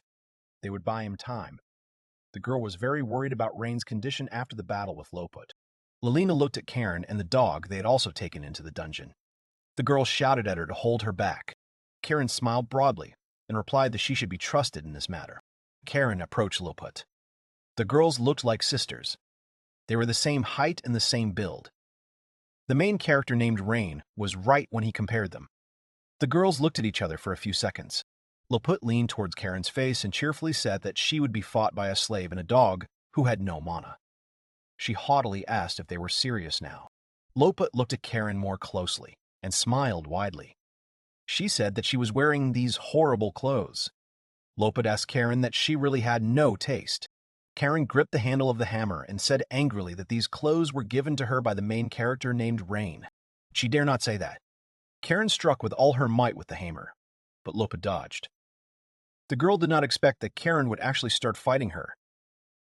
She managed to dodge the blow at the last moment, but the hammer caught her clothes and tore them. Loput grabbed a torn piece of cloth and screamed that her clothes were a birthday present from her father. They were her treasures. Let her just try to tear them. Karen angrily screamed that if she was so dear to her, then she should get what she deserved. She walked up to the pile of crystals and hit them with all her might. Sharp shards flew towards Loput. Loput began to maneuver quickly. She angrily shouted at Karen, "What is she doing now? She will get her dirty." The girl was very surprised by Karen's action. She did not expect that she would fight like that. Karen stood next to the dog and pointed at Loput. She screamed loudly for Dantaro to attack. It was time to rub against her. Dantaro got into a fighting stance. Suddenly he stopped and didn't want to go anywhere. Karen grabbed him by the collar and cried out pitifully that Dantaro had promised her he would try his best today, and it was time. Dantaro didn't want to listen to her and resisted with his paws so that no one would make him go anywhere. Loput blushed with a desire to pet Dantaro. She liked him very much. She told Karen that her dog was completely useless, but she really wanted to pet him. Loput began to approach Dantaro. She had already stood on him and stretched out her hands to him. Karen happily screamed that she was caught. The girl grabbed Loput by the bottom of her dress. The girl looked at Karen in surprise and asked what he was doing now. Karen lifted Loput's entire dress and covered her head. She tied the dress with a bow at the top so that the girl could not climb out. Karen began to tickle her to teach her a lesson. Karen laughed loudly and screamed that this is what can happen when Dantaro distracts attention. Loput started jumping on the spot and trying to get out. Loput screamed loudly that this was very mean. She began to try to untie the knot on her hands that was holding her back from freedom. She would show what she could do. Loput screamed loudly that such a knot would not hold her. Karen asked with a grin that she was sure of her words. She came closer to Loput to mock her. Karen said maliciously that these were her favorite clothes. If she overdid it a little, they would tear. And these clothes were a gift from her beloved dad for her birthday. Karen took a stick and started poking Loput. She laughed loudly at this. Loput angrily screamed at her to stop doing this. The dog at this time walked in circles around the girls. Lelina and the main character named Rain watched Karen and Loput. The girl said that she was no match for her arena tricks. The main character named Rain said in shock that this was just mockery. Loput said tiredly that she would tell them the secrets of the dungeon. They just had to untie her.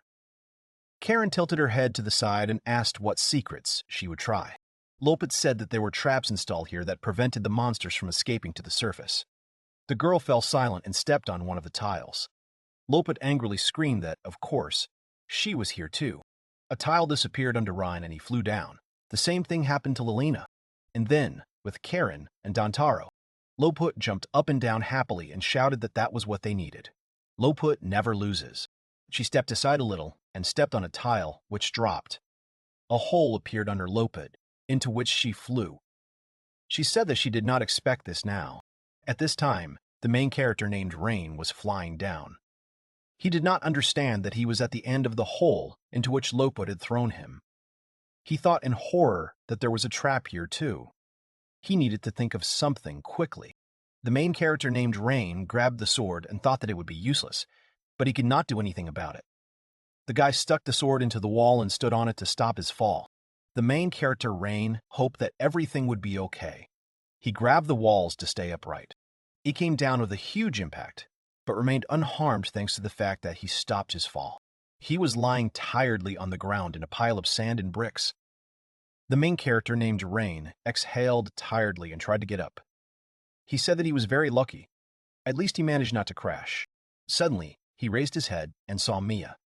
They looked at each other in surprise.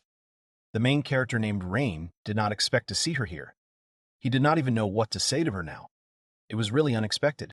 The main character, named Rain, got up from the floor and said that he was sorry for disturbing her. He fell here by accident. Miyu didn't say anything yet.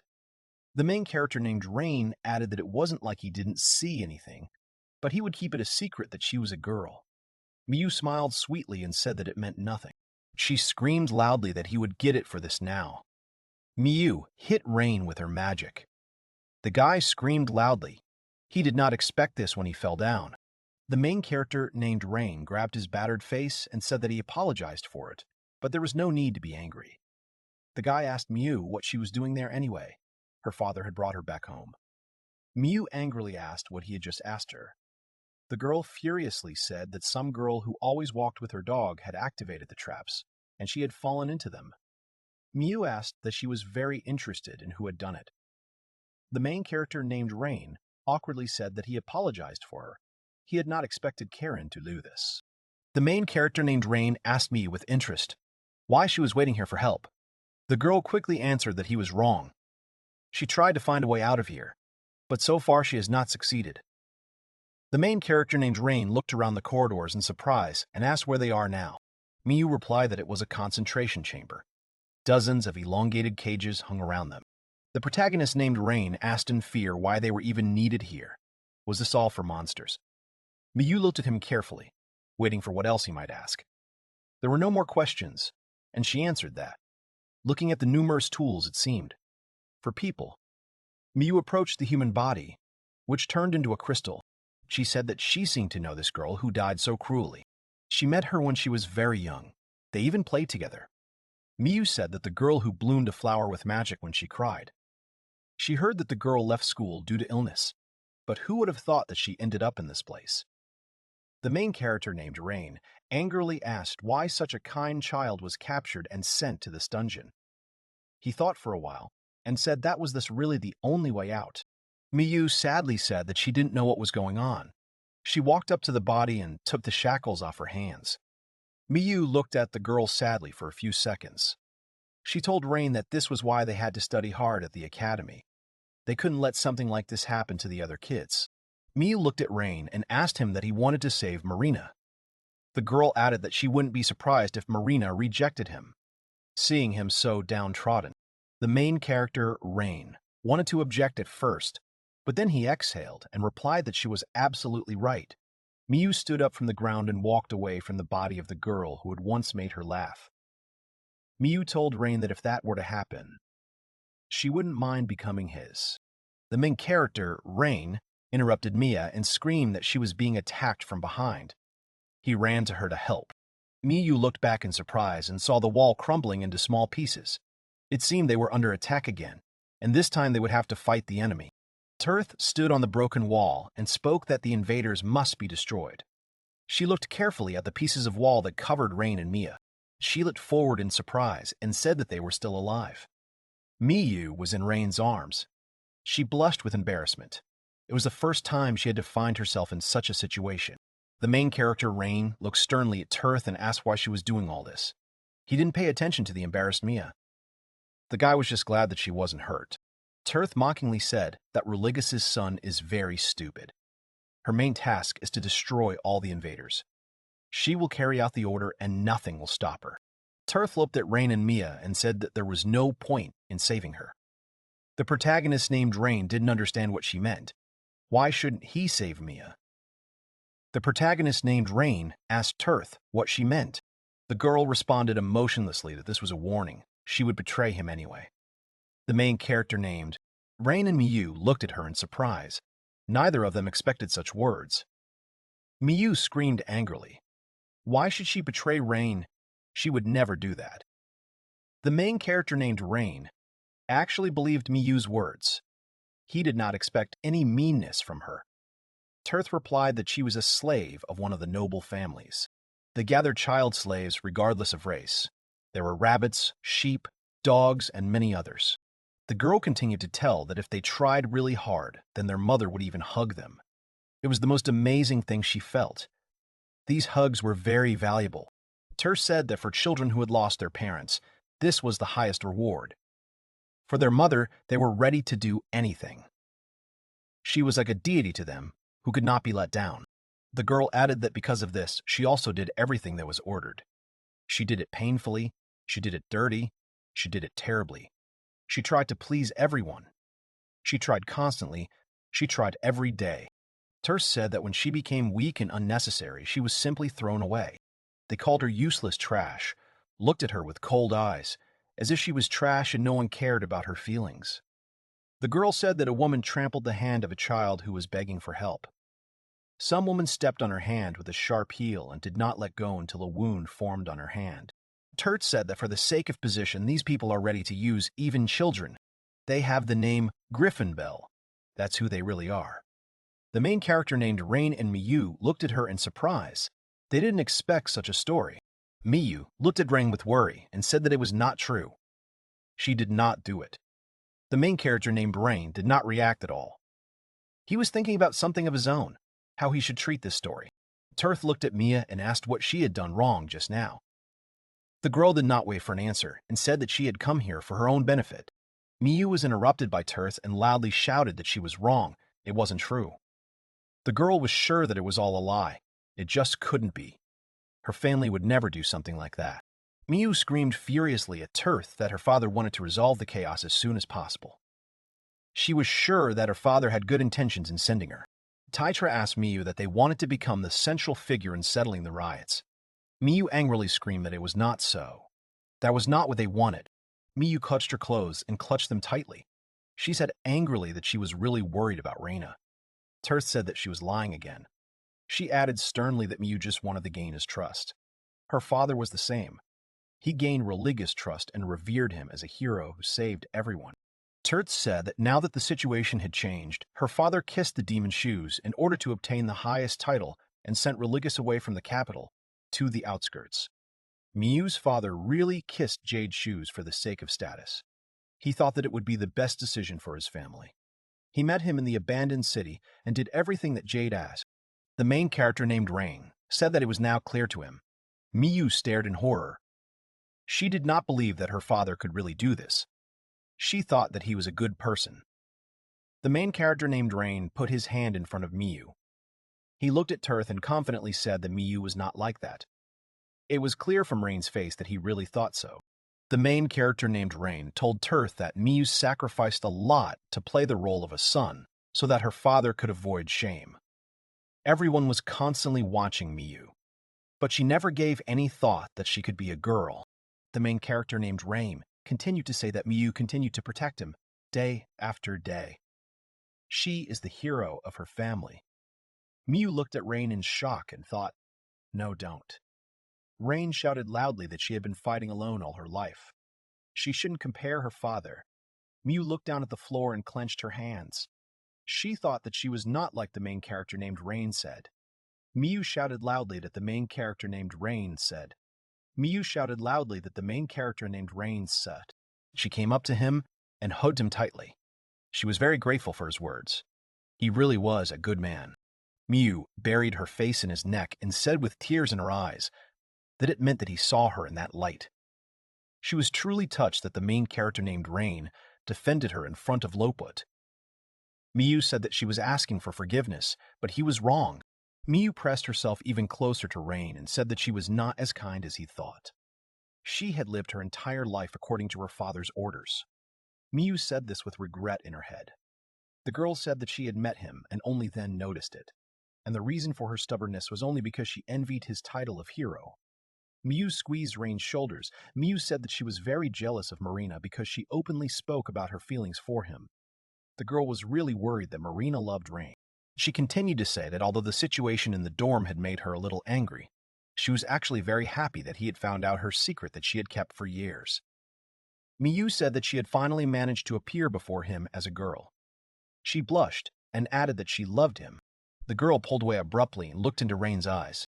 The guy relaxed in Miyu's arms and practically slept. Miyu started shaking his shoulders. She couldn't believe that all this time he hadn't listened to her, but had just been sleeping. Miyu stopped shaking and thought angrily that he was just sleeping now, and he fell asleep because of her hugs. The girl listened and thought that he was even snoring. What should she do with him now? Miyu calmed down and looked closely at Rain. She thought that it seemed like Marina had said that she couldn't be near him when he was sleeping. It would be very bad. Marina told Miyu that his behavior was getting out of control. The main character named Rain was indeed still sleeping. But suddenly, he grabbed the girl and hugged her tightly. Miyu stared at him in surprise. Marina's words were true. The main character named Rain suddenly raised his head and stared at Tirth, who had been watching the conversation the whole time. She wasn't trying to start a fight or anything. She wanted to listen to Mia and Rain. The main character named Rain let Mia fall to the ground. The girl asked him in shock what happened to him. The guy didn't answer. He was still sleeping, and his body was moving on its own. Tirth thought that the atmosphere in the room had changed a lot. The main character named Rain suddenly ran and started jumping on the wall around the girl. She watched as he quickly approached her. She turned her head back and saw that the main character named Rain had stopped. Tirth thought that his movements were strange. They were completely different from those she had seen in the arena. The main character named Rain ran up to her and grabbed her. He started to pull her clothes. Tirth screamed in surprise for him to stop or he would take off her clothes. She also screamed that he might find out her secret. The main character named Rain continued to mock her. Tirth screamed loudly that he would now find out about everything. She can't let this happen. She had to hide everything. The main character named Rain touched her ear. Tirth screamed loudly that electricity was running through her body, but it didn't hurt at all. Several discharges ran through her body. Tirth screamed and a thunderous rift occurred. The protagonist named Rain laid her on the ground. The girl no longer fought. She had no strength to stand up and defeat Rain. The guy finally came to his senses. The main character named Rain looked around in surprise and asked what had just happened. He did not remember anything that he had done when he was in the power of sleep. The main character named Rain looked at Tirth and shouted loudly that she had lost consciousness, and also why some of her clothes were torn. Miyu said that good morning, sleepwalker. The protagonist named Rain approached Miyu and asked her hesitantly that he hoped she wouldn't hit him this time. The girl looked at Tirth and said no. She felt some inequality in the society. The protagonist named Rain found a blanket and covered Tirth, who was not going to come to her senses. He excitedly said that, whatever the case, they managed to knock out one demon. The guy told Miyu that he was very lucky that she was there. Miyu awkwardly said that she felt like she was just getting in his way and was of no use. Jade appeared behind Miyu. He said with a smile that in that case, she should die right here, but no one would notice and cry. He took out his scythe and swung it at Miyu. The girl turned her head in surprise and asked what was going on. Suddenly, blood splashes appeared, ruining the dungeon. This blood did not belong to Miyu, but to Jade himself. He didn't have time to harm Mia. She was saved by Lin, who arrived in time. She couldn't let anything happen to the girl. She angrily told Jade that she would never let Mia be killed, especially by a demon. The girl stabbed her spear into the man's hand, who was not expecting it. Lin grabbed the frightened Mia with one hand, and with the other, continued to hold the spear in the demon's body. The girl looked back to see Malili, who was walking with her. Lin screamed that it was her time. Malili looked at Lin and touched the ground. She screamed loudly for the majestic earth to turn into a spear and defeat the enemies. Malili screamed loudly to make the earth's needles appear. Stone spikes began to appear from the ground. They were very tall and sharp. Malili hoped that they could defeat the enemies. Lin worriedly placed her hands on Miyu's shoulder and asked if she was okay now. The girl lowered her eyes to the floor and said tiredly that yes, everything was fine with her. The main character named Rain ran up to Malili and loudly asked how she was feeling now. The guy told her that if she used such powerful magic, her mana might run out. Malili confidently said that there was nothing to worry about. May had healed her wounds, so she was completely healthy. The main character named Rain stared at her for a few seconds. The main character named Rain exhaled and told Malili that if that was the case, then okay. Lin and Miyu approached Malili. The guy looked at them and said that he was very grateful to them. They helped him out. Jade picked up Tirth, who was still unconscious. He looked at Rain with a smile and said that thanks to the field shield, he had safely returned Tirth. The main character named Rain looked at the demon angrily and thought, when did he have time? It turns out that he was aiming for this from the very beginning. The guy covered the girls with his hand and loudly told them to be careful. He is sure that Jade is up to something. The main character named Rain said that this is the first time he has heard of demons coming to each other's aid.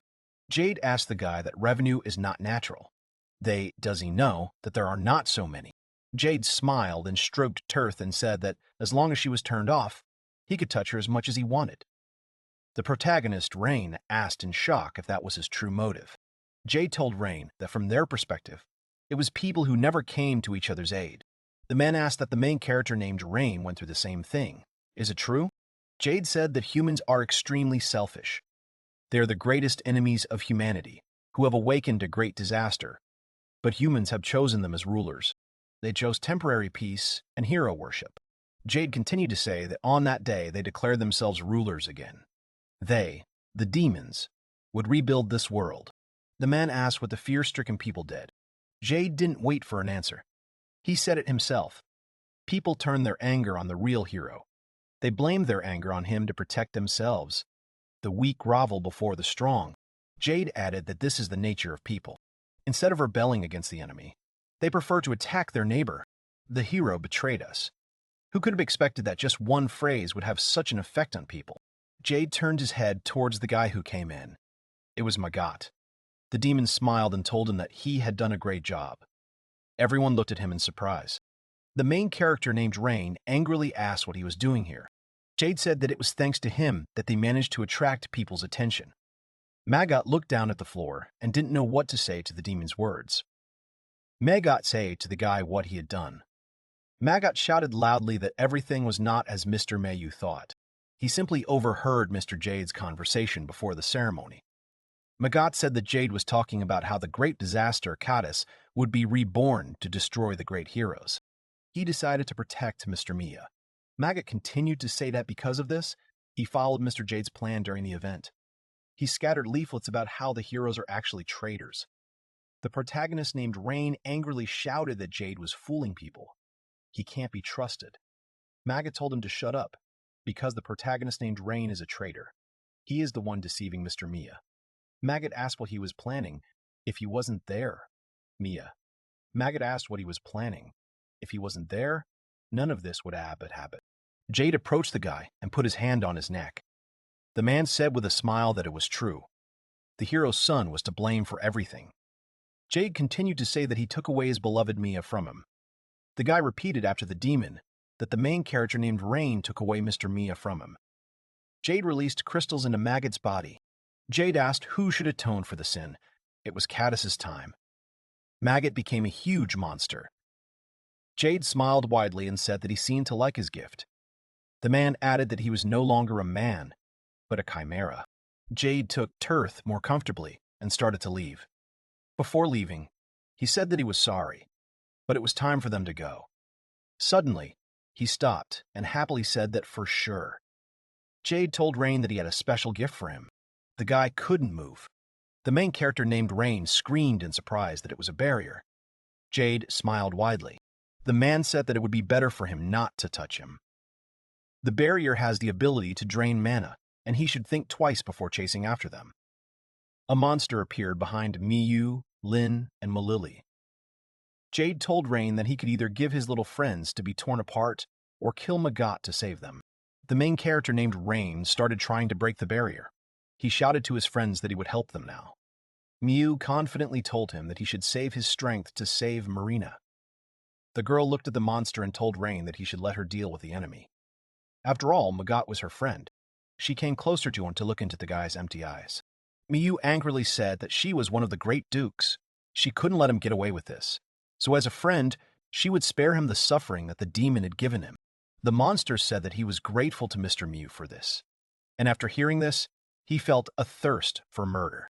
Magat hit Mia, but she dodged. He raised his fist and said in disappointment that she was not here. Lin jumped high and hit the monster with her spear. Magat fell to the ground from the force of the girl. Lin turned towards Miyu and Malili. She shouted loudly that they had to act now. Milili and Miyu stood next to each other and raised their hands. Miyu shouted that she was summoning an all-cutting vacuum blade. Milili said that she would pierce the enemy. The strongest sand spear. A combination of magic occurred, which is called a sandstorm. The monster was swirled by a hurricane of sand. Lin jumped back and stood next to the girls. Miyu shouted happily that they had done a perfect job. Milili said that no one could survive something like that. Miyu stared in shock at the monster that was still intact. Maggot asked with a grin what it was. He looked at the girls and asked angrily that this was all the scholarship student could do. Maggot came closer to them and said that it was his turn now. Mr. Miyu should watch him closely. The monster summoned a mud prison. Maggot said with a smile that it was a high-level magic that removed clothing and restricted movement. Maggot asked that he was much cooler than Shiro, right? The monster looked at Mia and asked what the master would do now. Maggot saw that Mia was actually a girl. Miyu told him not to look at her now. Maggot smiled broadly and said angrily that everything had become clear to him. That was the whole point. She should have told him about it right away. Maggot suddenly approached Milili and Lin. He said loudly that he was going to have fun now. The monster began to mock the girls to laugh. Maggot turned his head towards Rain. He said loudly that the main character named Rain should watch carefully. He was using slaves now. Lin screamed angrily for the monster to stop. She continued to scream furiously for him not to touch them with his filthy hands. Maggot got angry and told Lin that the slaves were not allowed to speak. They should not say anything. Maggot shouted at Lin not to dare to contradict the nobleman. He summoned a stone hand, which squeezed the girl even tighter. Lin felt pain from this. The monster said that Lin was a very ill-mannered slave. Maggot went to Miyu and laid his head on her shoulder. He said with a laugh that the education of a slave lies entirely with his master. Maggot asked Miyu that he was right, wasn't he? Now he remembers her words when his rat had screwed up. He remembers very well the scolding his father gave him after that. Maggot began to touch Mia. He told her that in that case, she, Mrs. Miyu, should experience it for herself. Miyu looked at the monster in fear. Maggot asked the girl how she would scream. Cadiz also wants to listen. The monster began to mock the girl. He tried to cause as much inconvenience as possible. The main character named Rain listened to Miyu scream. Maggot laughed and asked what Cadiz heard. The monster looked at Rain and screamed that his friend was in trouble, did he know? Maggot laughed and asked that he couldn't do anything about it. He couldn't do anything without his sword, could he? The main character named Rain touched the hilt of the sword and began to take it out. The main character named Rain told the monster that he had a sword, because he is a magical swordsman. The guy used his sword to destroy the barrier that the demon made to stop him. Maggot angrily screamed that it meant nothing. He continued to touch Mia to anger Rain. The monster asked what he wanted to say, that he could do something bad to him. Maggot angrily screamed that he was just a good-for-nothing son of a hero. The monster really didn't see Rain as an opponent. The guy listened to him and decided it was time to save the girls. The main character named Rain ran at the monster. Maggot angrily asked him if he was even listening to him or not. He shouted that one wrong move by Rain and Miss Miyu would suffer at his hands. The main character named Rain angrily said that everything was fine. He would finish with one blow. Maggot didn't have time to do anything. He continued to hold on to Mia. The monster didn't think that the main character named Rain was so fast. The guy hit the monster's stone body with all his might. The crystals broke into small pieces. Maggot screamed loudly. He didn't expect that he could be defeated. The main character, Rain, looked at him and thought that he had awakened not him at all, but the seed of darkness sown in his heart by a demon. He killed the demon's soul itself. The protagonist named Rain let out a tired breath. The stone prison collapsed. Lin, Milili, and Miyu were free. The protagonist named Rain hurried to them. The guy asked excitedly that they were okay. No one was hurt. Lin turned her back to him and replied that they were fine, but their clothes were completely ruined by that monster. Milili blushed and said that she was very ashamed now. Lin looked at the guy who was now unconscious. She asked Rain if Maggot was really dead. The main character named Rain approached the guy and examined him for injuries. The main character named Rain told Lin that he was fine now. He just lost consciousness. Nothing terrible happened to him. Suddenly, the ground under their feet shook and began to shake. The main character named Rain screamed angrily. What else could have happened? Now they were overtaken by an earthquake or this, another trap from the demon. Malili sat down and put her hand on the ground. She excitedly said that these tremors are a consequence of using earth magic. The main character named Rain said tiredly, "What does that mean? How?" There are that. The ground disappeared under the heroes. They all started falling down, but there was nothing to grab onto. The main character named Rain angrily shouted that he thought so. The problems could not end with Magata. The main character named Rain looked at Mia, who was falling next to him. He loudly asked how deep the dungeon was. Mia answered irritably that she couldn't know. The main character named Rain saw a bright light that was coming from the bottom of the pit they were falling into. The guy asked in surprise what was happening now. They should be falling, but why was it so bright? The main character named Rain and the girls approached the source of the light. The guy screamed in surprise. What did this all mean? He could see the outlines of trees and a gright that had been right creats hind. The dungeon was above the city. They fell into the forest that was around the castle and the houses. They fell out of endless corridors, but they never found Marina.